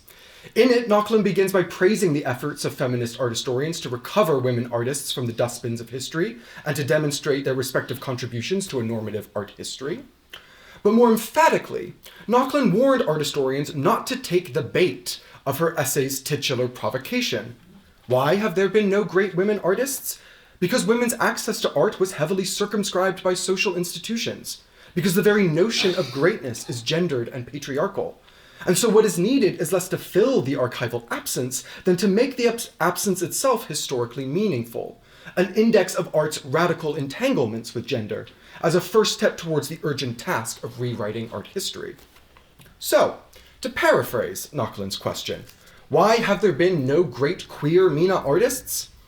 The answer lies in the particular social functions played by the fine arts, painting and sculpture, during this period of colonialism, as well as in the anti-colonial bourgeois nationalisms it ignited, which mostly metabolized and redeployed Europe's own modern gender and sexual schemas, though, as we will see, with different contexts, stakes, and orientations. In order to better appreciate the dramatic shifts observed in both art making and sexuality in the late 19th and early 20th centuries, let's go back before the age of the homosexual. Muhammad Qasim's famous painting, Portrait of Shah Abbas I in his page from 1627, illustrates the interpenetrations of homoeroticism and political power in MENA before the 19th century. This delicate ink and gouache painting depicts the ruler of Safavid Iran, Shah Abbas, seated with his young cupbearer, or saki, at the edge of a stream in an imagined paradisiacal garden setting. Though both figures are men, they are clearly distinguished by clothing, physiognomy, and pose.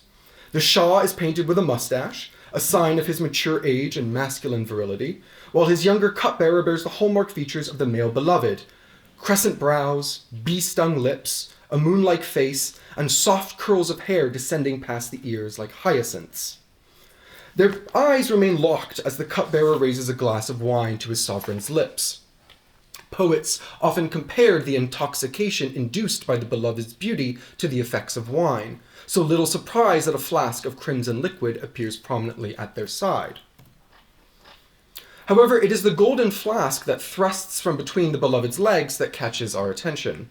The cupbearer grips the flask's tapered neck right where it intersects with the Shah's groin.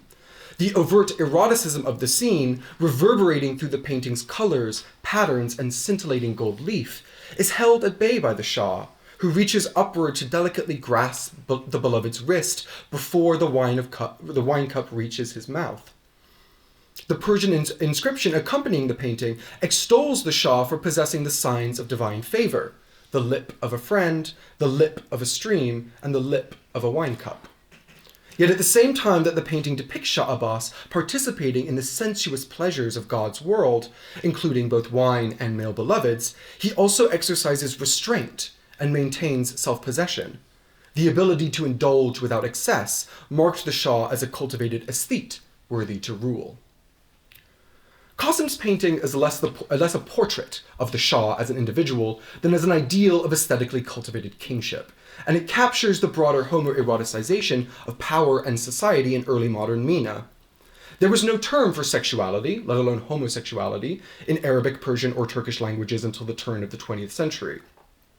While these languages had their own rich vocabularies to describe the modes and objects of same-sex desire, none of them approximated the gender and sexual binarism of modern European sexology. Shah Abbas's moon-faced beloved is the pictorial counterpart to the young, beardless youths rhapsodized in Arabic, Persian, and Ottoman Turkish poetry. One of the most popular literary genres up through the 19th century was a form of love poetry known as the ghazal, that extolled the physical properties of young male bodies as a reflection of divine beauty. This is very Platonic. In turn, the poet's homoerotic pursuit of the beloved was allegorized as the quest for spiritual fulfillment. Yet the homoeroticism of the ghazal was not purely metaphorical. Poems dedicated to individual male beauties in the cities of Istanbul, Bursa, and Isfahan were often expressly used as a means of seduction, to, quoting the sort of bawdy Ottoman poet Mezihi, to hunt gazelles, that is young men, with ghazals. Though sodomy was roundly condemned, if seldom punished, in Islamic law, erotic relations between men were expected and posed no fundamental challenge to religious tenets. By the first decades of the 19th century, the male beloved, known as the mahbub in Arabic or the ghulam in Persian, was no longer the privileged subject of artistic representation, and male-male couples like Shah Abbas and his cupbearer disappear almost entirely. The male beloved began to share pictorial space with equally beautiful women, and the explosion of paintings depicting amorous heterosexual couples at this time register the imminent heteronormalization of Iranian painting. One illustrative example in the collection of the Hermitage depicts a heterosexual couple wrapped in a mirrored embrace. Unlike Qasim's painting, these two lovers are practically indistinguishable. The proximity of their faces directs attention to their identical features. They share the same thick crescent eyebrows, almond eyes, and pale moon-shaped faces. Only subtle differences in costume, hairstyle, and jewelry specify the figure on the left, as a woman. Yet the heterosexual eroticism of these painted scenes did not preclude the potential for homoerotic desire. The young man and woman are painted as figures of commensurate, if not absolutely identical beauty. The outward gaze of the male beloved invites the implicitly male viewer into the scene to be an accomplice to its duly homo and heteroerotic pleasures. By the end of the 19th century, the male beloved had all but disappeared from Iranian painting period. What emerged instead were paintings of single female beauties, dancers, musicians, and concubines, often painted with exposed breasts that sutured beauty to the distinctive bodily attributes of women. Early modernity's genderless beauty gave way to an emphatically feminized one, and the beloved of poetic and pictorial desire became exclusively a woman. The feminization and heterosexualization of the beloved went hand in hand with the feminization of Iran as a nation, with the modernizing elites likening the quest for national sovereignty in the face of encroaching European powers to one of heterosexual fulfillment, as well as the protection of women and children. More than mere metaphor, this shift speaks to the significance of binary gender and sexuality to the formation of national consciousness and belonging in modern Iran. In the process, unnatural behaviors seen to enervate the patriotic libido, such as homosexual sex, became an internal threat to the state that demanded juridical and medical intervention. Thus, discourses of sexuality were not simply imposed by Western powers onto a wholly passive or defiantly resistant Islamic East. Just as in Europe, where new discourses of gender and sexuality became serviceable to the agendas of modernizing elites and industrial capitalism's expanding bourgeois order, so did these ideas find their adherents among the Western-educated reformist officials, academics, and ideologues of 19th century MENA.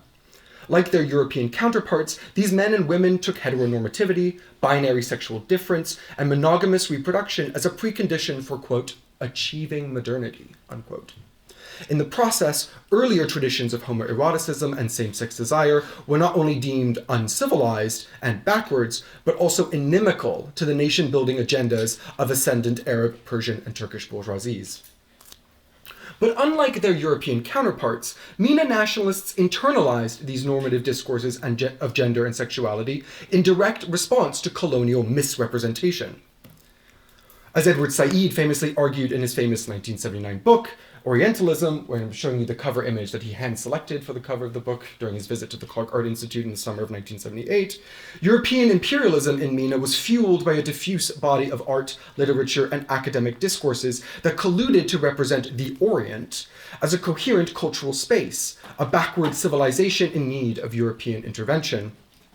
Known as Orientalism, this cultural superstructure of European imperialism also portrayed MENA as a space in which unnatural sexual behaviors, especially homosexuality, were endemic, a perverse symptom of slavery, the seclusion of women, the irrational laws of Islam, and the tyrannical politics of Sultan and Shah.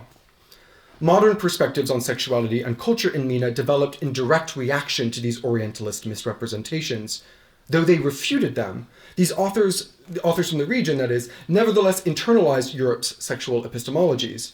Along with it came a new vocabulary in Arabic, Turkish, and Persian that adapted European discourses of sex and civilization into local terms.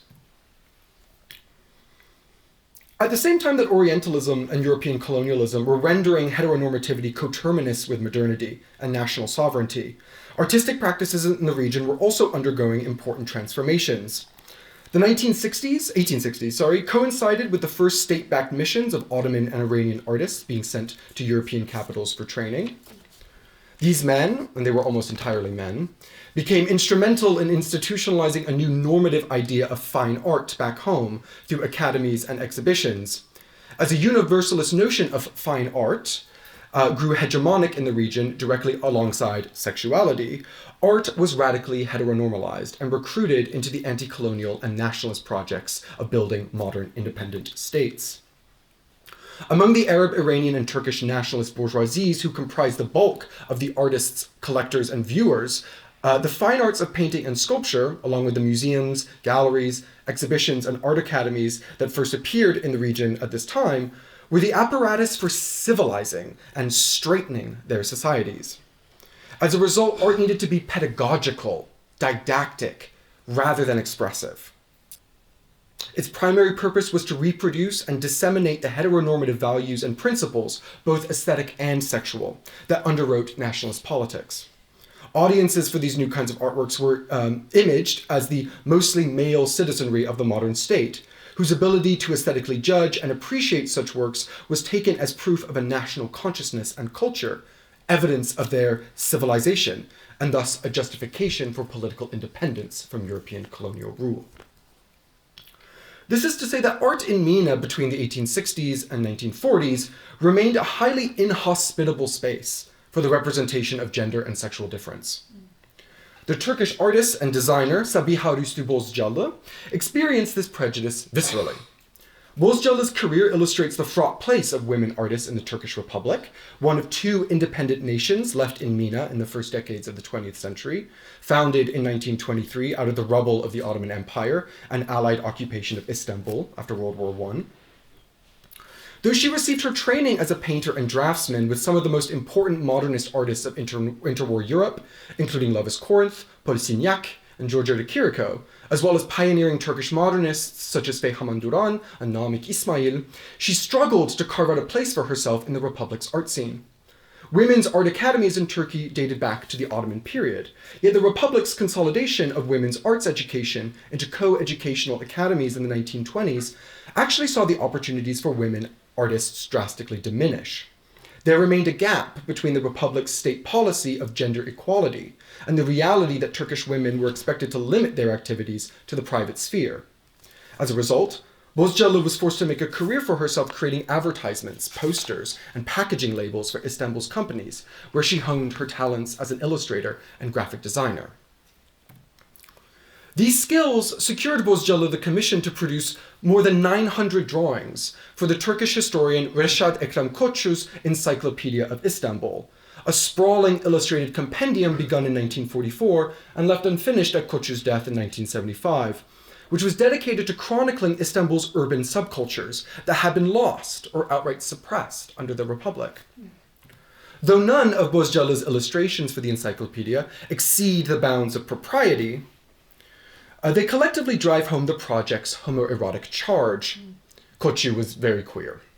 The encyclopedia's focus on rugged street toughs, cross-dressing dancers, male strippers, and beautiful bathhouse attendants legitimized the overrepresentation of exposed young bodies. Even those entries without explicitly erotic content were paired with subtly lurid illustrations, such as the one accompanying the entry for the famous 18th century revolutionary Patrona Halil, who is depicted not in the heat of revolutionary battle, but half naked in his past life as a dashing bathhouse attendant. The depiction of historical persons endows a veneer of realism to the idealized physiques, cloaking eroticism beneath the conceit of documentary reportage. His entries on the art worlds of Istanbul are no less opportunistic. The entry for the first two male models hired by the Ottoman Academy of Fine Arts, the boatman Sandal Christo and the wrestler Sara Hafez, avails itself of the male nude's privileged place in Turkey's fine arts academies as the pretext for the depiction of naked male bodies. Another illustration of Don Adam, an Iranian-born stripper, drives home Koçu's wry self-awareness. Soyunmak ayıp değil, sanattır. Stripping is not a vice, it's an art.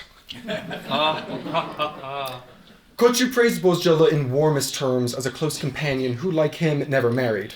And though the Bozcalı estate would not appreciate me besmirching her name like this, I'm pretty sure our girl Sabiha was a lesbian. Her most artistically and sexually strident portraits are the handful of caricatures she produced of the gender non-conforming women she encountered in the cosmopolitan demi-monde of early Republican Istanbul. One example, made sometime in the late 20s or 30s, is her caricature of the so-called Madame Félix Toutot, whose swaggering charisma channels through her exquisite lesbian sartoriality. Depicted in bust length with slick jet black hair, cropped short, Félix Toutot is drawn with exaggerated features, a large bulbous nose, dramatic hook-shaped eyebrows, and swollen jowls from which descend two lines that suggest a cravat or the opening of a suit jacket. The drawing's single flash of color is the budding rose that hovers over an invisible lapel, the mark of the modern gentleman. Only the glittering jewel suspended from her ear undercuts the masculinized persona. Félix Toutot's butch look, popular across Europe and North America in the 20s and 30s, was the sartorial embodiment of women's ambition for social and political egalitarianism, personal autonomy outside the confines of marriage and motherhood, and freedom of sexual expression, including lesbianism. As such, Félix Toutot embodied a radically different gender and sexual subjectivity than the image of the new Turkish woman promoted by the Republic's heteronormative state feminism, which expected women to be chaste, modest mothers and wives, as well as caretakers of tradition and national culture, even as they were encouraged to be athletic, educated, fashionable, and accessible to men. Bozcalı's caricature is animated by the visual ambivalences at the heart of the Republic's new Turkish woman, which made gender transgressive women like Félix Toutot especially seductive subjects for representation. If illustration was one arena outside the fine arts in which something like a homosexual subjectivity was able to find pictorial form, photography was another. When the Armenian photographer Levon Boyajian, better known by his moniker Van Leo, arrived in Cairo from Turkey in the 1920s following the Armenian genocide, he encountered a country in the throes of transition. Still under the thumb of colonial influence since its occupation by the British in 1882, Egypt between the 20s and 40s was undergoing radical heteronormalization under the pressures of new bourgeois gender ideals coterminous with Egypt's claim to modernity and autonomy. Women began to abandon the veil. Radical intellectuals and nationalists congregated in the cafes of Cairo and Alexandria, and avant-garde artists organized themselves into new movements to chart the future of modern art. These changes occurred against the backdrop of intense political struggles that culminated in the expulsion of both the British occupiers and the Egyptian royal family in the anti-colonial revolutions of the 1950s. The result was a highly volatile cultural milieu in which new ideas and images circulated rapidly along the vectors of colonialism and nationalism. Amidst this turbulent social background, Van Leo developed a reputation for himself as one of Egypt's most inventive portrait photographers. He garnered his initial fame by offering free publicity shots to Cairo's growing community of local and foreign film actors, such as Omar Sharif, pictured here at right. Van Leo's early career coincides with the ascendance of the Egyptian film industry into one of the country's most profitable economic sectors. together with imported Hollywood films, the proliferation of new gendered ideals emanating from Egypt's silver screens and advertisements left their mark on Van Leeuw's development as a photographer. Van Leeuw was well known in his time for the cinematic glamour of his portraits, often achieved through artful retouching of the negatives to elevate his subjects into larger-than-life characters. But as he began to turn the camera on himself, the visual idiom he cultivated as the photographer of Cairo's glitterati transformed into a mode of artistic self-interrogation. From the early 1940s to the early 1950s, self-portraiture constituted the core of Van Leeuw's practice. Many of his self-portraits show him adopting the costumes and personas of famous masculine cinematic archetypes, the dashing criminal, the madman, or the heroic fighter pilot. But not all of these archetypes were masculine. One example shows Van Leeuw as a glamorous starlet. Taken in September 1942, it depicts Van Leeuw in the same bust-length composition of a celebrity headshot. He wears round pearlescent earrings and a glass-beaded necklace. Long, mascaraed eyelashes arc out from his glinting eyes, as dapples of light across his deep-toned lips hint at the presence of lipstick. Yet Van Leeuw's movie star drag is conspicuously incomplete. The straps of his black dress fall beneath his shoulders, exposing his hairy chest, nipples, and underarms. Burgeoning stubble is visible along his cheeks and chin. He wears no wig, and his black hair, though coiffed into elegant curls, offers only a faint illusion of femininity. Van Leeuw's half-hearted smile clinches the awkwardness and incompleteness of the overall performance. The interplay of gender and desire that both cinematic fantasies and the photography studio afforded him may have appealed in part due to his inability to fulfill those desires in modern Egypt's heteronormative society. An Egyptian actress who worked closely with Van Leeuw as a model, receptionist, and darkroom printer recalled that sexual relations with women were not part of his life. He was always, quote, thinking about beauty. Same girl. However, Van Leeuw's sexual identity is far less important to me than what his self-portraits reveal about new discourses of gender and sexuality circulating in Egypt.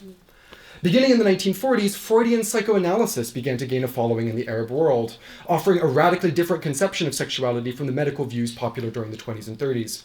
Psychology certainly reinforced gender binarism and perpetuated the pathologization of homosexual desire, yet it also redefined sexuality as an effect of intrapsychic conflicts, and selfhood as the result of naturally conflicting impulses.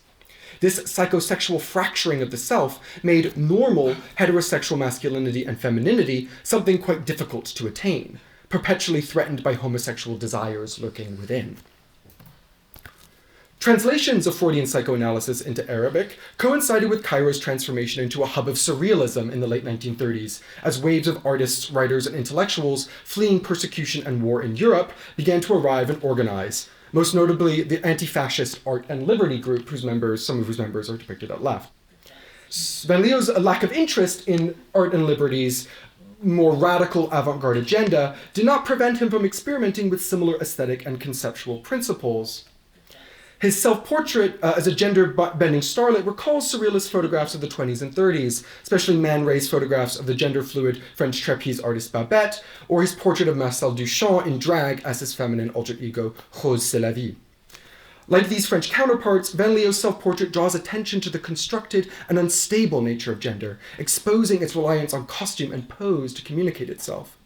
Beyond underlining the slipperiness of the gender binary, the photograph gestures to the commoditization of gender expression and sexual desires in films and photography as the forms through which modern subjects are interpolated. Refracting the logic of Freudian psychoanalysis, gender and sexuality are shown to be imposed from without, as the artifacts of modern culture industries whose glossy appearances can be appropriated as one's own. Almost done. Yet unlike Man Ray and Duchamp, whose cross-dressed portraits directly parody the glamour of Hollywood celebrity photographs, Van Leeuw's self-portraits appear to me, at least, more sanguine about the film industry's role in unseating gender fixity. In contrast to Duchamp in full drag, Van Leeuw does not pose as anyone but himself, and draws attention to the countervailing gendered codes of his own expression. His self-representation is less the unfaithful performance of femininity than an interrogation of the very integrity of gender and the social realities it supports. Like other surrealists, Van Leo placed normative codes of gender and sexuality under critical pressure and took up the gendered body as a site where normative regimes of power could be renegotiated. The last paragraph. 2 years before his death in 2008, the Palestinian poet and author Mahmoud Darwish published an experimental and highly elegiac autobiography titled In the Presence of Absence, Fi Khadarat al-Khayab. The book is a reflection on Darwish's paradoxical experience as a kind of exile in his own homeland, his existence as a Palestinian hemmed by colonial conditions both past and present. Though the book is not explicitly queer, his autobiography nevertheless resonates with queer readers, who may recognize something of their own lived experiences in Darwish's account of state surveillance, foreclosed social horizons, and frustrated erotic longing. Its evocative title, I think, also doubles as a mantra for visitors to the exhibition: to be present with the absence of what's not on the walls. Such absences risk being misread as the symptoms of some cultural lack, when in reality, they are the material deposit of colonial legacies we all, but especially those in the region, continue to live through. Thank you.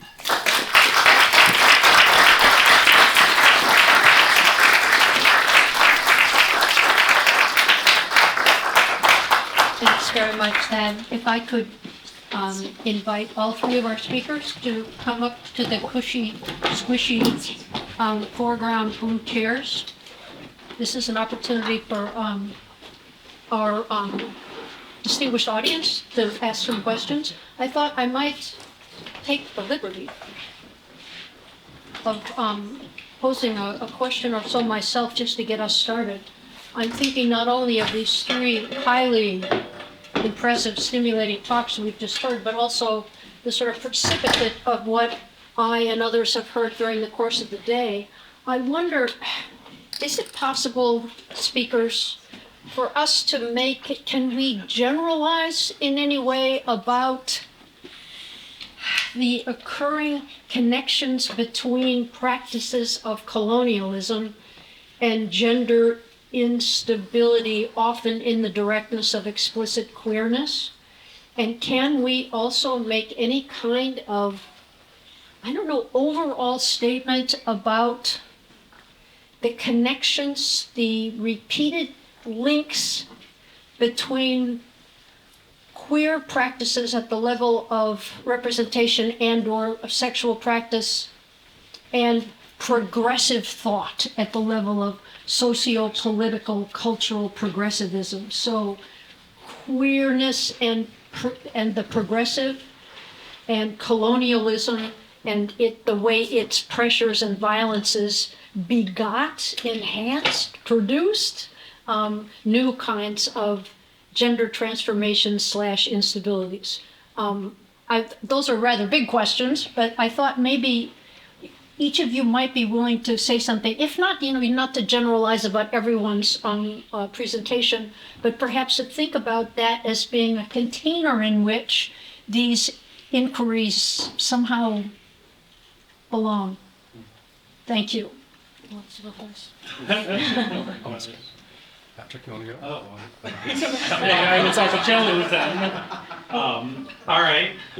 So understanding the question a bit, it's about, I think, in this context of colonial Asia, right, where this question of futurity and queer futurity in Western cultures often, we look towards this idea of progress, this idea of the famous, if it gets better campaign, or there's always going to be a better future. The arc of justice, as the Reverend Martin Luther King Jr. once said.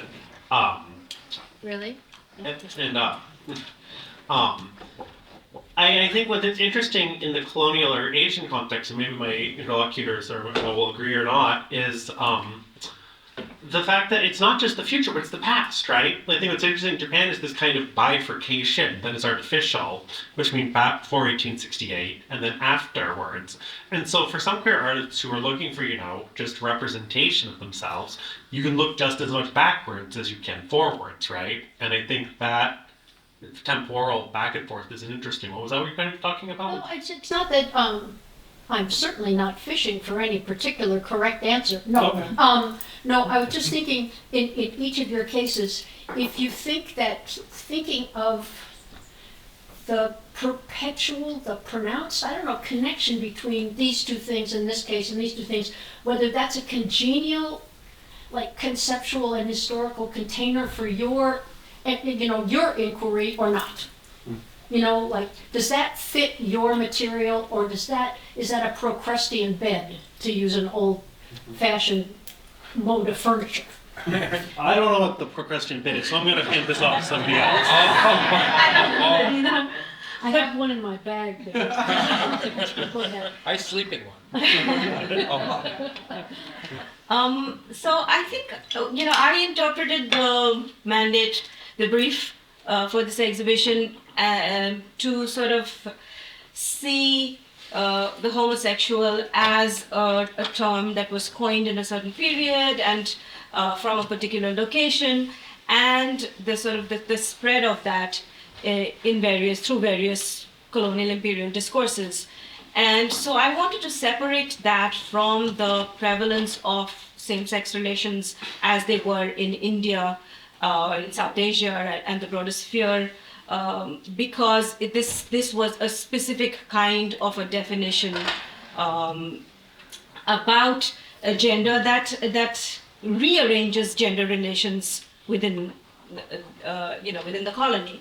So I wanted to sort of keep those two separate, and I think in the sort of post-independence era after the 40s, when these nations sort of throw off the yoke of colonialism, there is an opportunity for the kind of the same-sex discourses that were prevalent in these regions to sort of interact with the imperial discourse on homosexuality.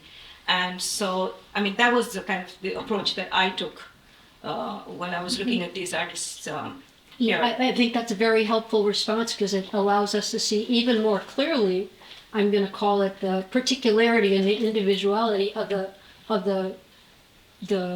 discourses, the situations, the products that your work interrogates. Thad, would you want to have a go? Take a stab at this question. I was talking to Krista about this earlier. It's just like, the European panel certainly today. I'm looking forward to the one on North America as well. It's just, y'all have all these paintings. Must be nice.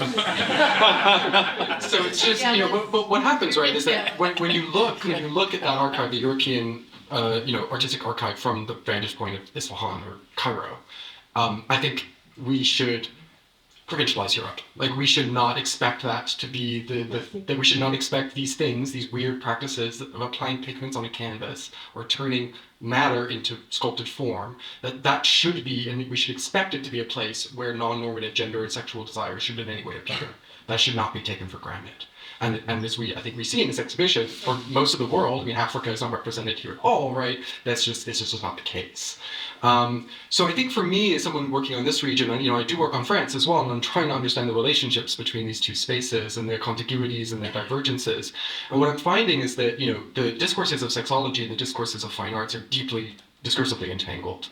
They all are nested in these sort of discourses around civilization and progress, often in this bourgeois sort of mode. So what I find is that in this region, both sexology and fine arts are highly disciplinary, and they are and so they are not congenial spaces for the kinds of queer subjectivities that I certainly promote, embody, support. But and what I'm more interested in understanding is, where are those spaces of pictorialization, like drawing or photography, right? Not fine arts, but these pictorial practices that are happening around the fine arts. These do seem to be more conducive spaces for this, where the disciplinarity is sort of less strong. So it's interesting. And I think, I would like our history to metabolize that reality as a way of remedying this kind of persistent Eurocentrism, which makes the colonial archives that I think all of us are working with, always just appears like we're missing something or we're lacking something.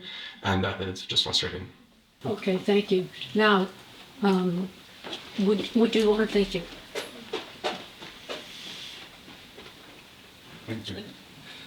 Thank you very much for your very complex presentation from different parts of the world. And I have a very simple question about the history or the presence of curatorial practices, contemporary curatorial practices, or at least in the last 30 years, in relation to Turkey, for example, have you encountered any museum exhibitions in India, in Japan, and in Milan that dealt with the homoerotic traditions of those countries? Precisely. Not that homoerotic traditions were just part of a bigger show about the body, for example, about gender, but precisely exhibitions that dealt with the queer visual history in these regions. Have you encountered this in your research? No. We're getting there. Do you have a pithy response? I can talk a little bit more on that. I know a lot about contemporary Indian queer art and exhibitions of this type. I'm asking about historical material. No, I mean, no. Well, I'll just say very briefly with Japan. I think some of the artists that I've looked at, I've been glad that there are. So they're in Tokyo with the Yayoi Museum. Is one that I want to note, and that was one that was founded actually somebody who had been a fan of Takabata Kikasho's work and then became a wealthy businessman, ended up finding him in the 50s when he was quite obscure and bought his collection. And now it's kind of unofficially, it's near the University of Tokyo. It's a place that exhibits, for the most part, artists of a similar type like Takahata Junichi, Naito Rune. Oftentimes people are associated with queerness, kawaii, and shoujo, the cute girls culture. So there's that's a small institution, right? For example, Kaino Show's work we could not touch because that's all the Kyoto Museum of Modern Art, and they weren't going to give any of that to us, right? So it often depends on the channels that the artist has traveled through. Naito Rune's estate has talked about his sexuality before, and the fact that, he illustrated Badazoku covers for decades meant they couldn't exactly hide it. Shunga's different, though. So Shunga's in the erotic prints from the Edo period until very recently, both for general reasons they were not seen as high art. There was a general discomfort with the way that they're circulated abroad, and there are specific censorship laws actually about the depictions of uncovered genitalia that exist in Japan today. If you've ever seen Japanese pornography and you've seen a little slit on a boob or a penis, that's why there's censorship laws still in place there. So that, until quite recently, it was difficult to get anything mounted. And I know there was a Shunga gallery that was made in the Netherlands, I think in the 90s, that was doing a lot of this, and you had people like Brian Coppola who were collecting a lot of it. I think only now is Shunga really being done with that, and so much of the problem with it, another problem is just getting people to know that, yes, it's pornographic, it's art, and it gets at maybe some of those divides, right? Which is after the 19th century that the idea of pornography as art becomes so fraught. It's difficult, but I think there's a lot being done. But I would make a distinction between the Shunga prints, which have both legal issues, and then queer artists who are being recognized as queer, which I think is a more sanitized thing. So that's my take, at least. I guess no for the other two, though? I mean, I'll just say that, yes, there's a lot of stuff that you can see with contemporary art. But historically, if you were to go back, I don't see anybody mounting an exhibition exactly on homosexuality at all. Which was why it was really hard when we were digging up. There's another question all the way back over here. You really have to work hard. Oh, yeah. Is the mic on? Is it me? Yeah. Hi, I'm listening to the presentation on North Africa. I've read a couple of articles about ancient practices of male belly dancers, originating in the temples of Egypt, very common in Turkey and Asia Minor. But the articles point out that in the 1860s, these male belly dancers were considered immoral, and they began to repress the practice. And they were associated with homosexuality or male eroticism. And I think it's in Turkey that they even had a third gender boy who sang and entertained older males as a girl, and this was an ancient tribal practice and considered very erotic and spiritual rather than carnal. But with the sort of codification of the law, I guess under the dominant religion, this was repressed. I think this might even predate the homosexuality label or discussion today. But I understand they survived, and they still perform. That's true. And they're largely underground, sort of like being a mushi in Mexico City is largely an underground annual celebration to avoid violence. But I was wondering if if you'd heard of that, or if it was relevant, or You're dead right. How can I gloss this? it's very true. In the Ottoman Empire, and especially in major cities and the western part of the empire, usually young Greek cross-dressing boys, and like it's hard how to gender them because their entire social role revolved around their transgressing established gender norms. So this continues, especially in Egypt, like at weddings and places. It's common to have cross-dressing or trans. Again, it's hard to know with this language how to accurately describe them, but it's persistent practices that are heavily policed by the state. And it's true that the suppression of these kinds of performances and people does predate the coining of the term homosexual, but not by much. I mean, it starts in the 19th century as these European discourses of civilization, heteronormativity, etc., are being sort of metabolized and institutionalized in law. What I would say, though, is I would definitely caution against trying to romanticize these spaces, which often relied on an incredible amount of class-based exploitation, elite exploitation of the poor, which is very true of a lot of these pre-modern Islamic sexual cultures, deeply patriarchal. I mean, phallocratic is the word that is used in a lot of literature that I love, which is so true, and is predicated on all kinds of, misogynistic social and legal policies as well. So, gays do not romanticize this, this era. It's almost like the invention of homosexuality suppressed these much older tribal practices. Definitely. I think a way to think about homosexuality as a kind of discourse is that it sort of epistemologically levels these other ways of thinking about gender and sexuality in the region. Though they persist, right? I also don't want to over-stress the role of these sort of state-backed bourgeois discourses that say that that's everything in the region. This story could look very differently if I was telling it from the perspective of like a Sheikh or from the perspective of Islam, which would have very different ideas about these things, not necessarily condemnatory, just different. But I think given that in this part of the world, Islam is so associated with the region, I think it was important for me to not privilege that perspective and privilege, class and the bourgeoisie in the development, especially of art in the region, considering they are the major kind of consumers, backers, and funders of it. Right here. Thank you all for these really fabulous talks and all the research that's gone into it. I kind of wanted to ask if we might extend Thad's, what I thought really useful framing of this present absence and think about it kind of across the talks as well. So I'm curious, as we kind of push back against this mapping of ideas of queerness and sexual liberation and modernist progress onto one another, if you find, Niharika and Patrick, in your own research, the kind of importance of using art as this kind of Euro-American taxonomy as a way of accessing these histories, but more so if you're also encountering the kind of limitations of this category in framing experiences of queerness. I'm thinking of the ways that Niharika, the story of Jane Cummins, is such a kind of cornerstone example that is not necessarily visualized in the ways that we might otherwise like in the context of putting together an exhibition where things need to go on walls. Yeah. So yes, I mean, I think in terms of absences, there was the physical aspect of getting some of these paintings that we could not, and we put in a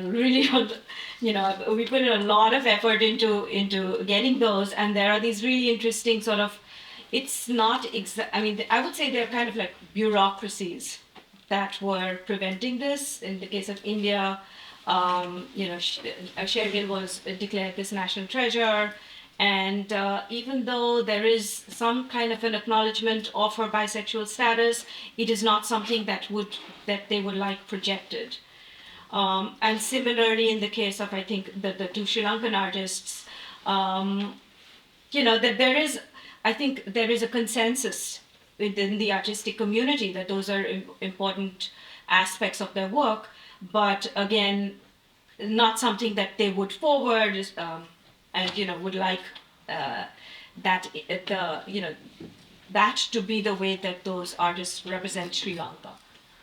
So there's some of those kinds of constraints that we ran up with in terms of absences.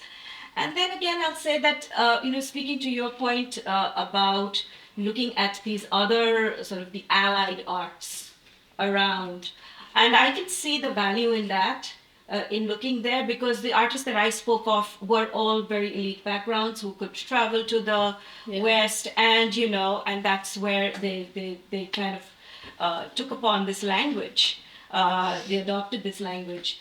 But when we're thinking of sort of same-sex sort of debates and discussions, there is poetry in which it is expressed. There are literature. I think is a big one. So there's short stories. There is this short story called Chocolate, which is supposed to have inaugurated within India, 1924. Short story called Chocolate, which is like young boys called Chocolate, and that is supposed to have initiated sort of an indigenous discussion on the first public discussion on homosexuality in India.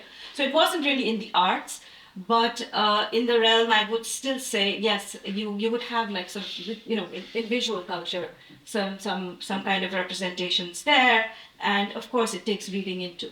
But I do agree that art gets to be circumscribed in terms of this extremely elitist space, and if we were to look for around in the allied arts, we would probably find much more. I think it's a really comprehensive answer. I'm not sure I could say too much more on it, but I guess I'll just say I'm a literary scholar by training personally, so a lot of this was new to me, and so I almost approach the question a little backwards, and that always seemed to me as a way that artists or visual or art historians do, where you look at what is existing and you see what type of narrative comes out of that, right? As opposed to you could try to find the narrative through the art, but then it's like I need to find an artist and kind of almost put into the algorithm, okay, it's this artist, this specific subjectivity and this specific time place exist, and if they do, can I create this kind of constellation of arguments about it? And I think that's a curious aspect of art history, because it is so much about that archive, and the archive that is incomplete, and the archive that is so much schematized in terms of class, in terms of economic capital and social capital. So it's odd for me coming into this. It's like you're playing a game with a very strict set of rules suddenly, and you're figuring out how to do that, which, for literature scholars, we're infamous for saying, oh, everything's a text, right? Babe, that's a text, we'll take it. And art historians don't like that so much, I found. But it opens up other possibilities, I want to say, because I think that art historians, especially those who are people like Kaino Sho or Kasho, I think one thing I would say, and maybe this is something that can be helped with others, is that when we say painters, and I found in Japan, the people who are pushing things forward are the illustrators, people who are getting magazine covers out, people who are really producing stuff commercially. I found those tend to have more influence than the painters, especially when you think about, I'll just say at one level, Japan's a very visually oriented culture. It's a culture that just was producing and had a very large mass of woodblock print artists and very, very, very skilled artists from the 19th century onward, and I feel like that high-low distinction was never quite as hard there. And so when I'm looking at my stuff, I'm most interested in the illustrators and people who I just think were doing stuff that was bought en masse, because that's where you see a lot of the evolution interesting stuff, at least in my opinion. One more question? So the thing about those bourgeois, Yeah, you're on. It's okay. I suppose those bourgeois MENA artists who in the 1920s and 30s are traveling beyond the MENA region, coming back, and with this objective that you characterize really beautifully as straightening society. And I just wonder, do you have any examples of artists who didn't return and who maybe living in diaspora practiced or explored queer topics? And if they are there, if you were to find them, would they count as MENA if they live in diaspora? Yeah, that's a beautiful question, Jesus. Thank you. It's a really good question. Nothing is jumping to mind. I would of course consider, like, if an artist born and raised somewhere in the MENA region who moves to France and stays in France. I mean, part of the diaspora, right? I would consider them definitely part of the story of MENA art. But I can't think of any examples, to be honest. I mean, the reason, especially for the temporality covered by this show, is that the artists that are being sent are not, some are going of their own volition, but actually very few. A lot of them are going backed by state funds, which means maybe you better come back. If you're going on a mission, you're going to learn, and then you're going to bring those skills back, and we're going to deploy them as part of a social engineering project. So while there are some artists I can think of who, of great means, who are able to sort of circulate, they actually all did return. I would hope, I would love to recuperate or recover an example like this, especially from this period, which, as I mentioned, is just like so under-researched. But sadly, I can think of no examples. Great. I think we're going to take a short break. Might we warmly and extravagantly thank our three speakers?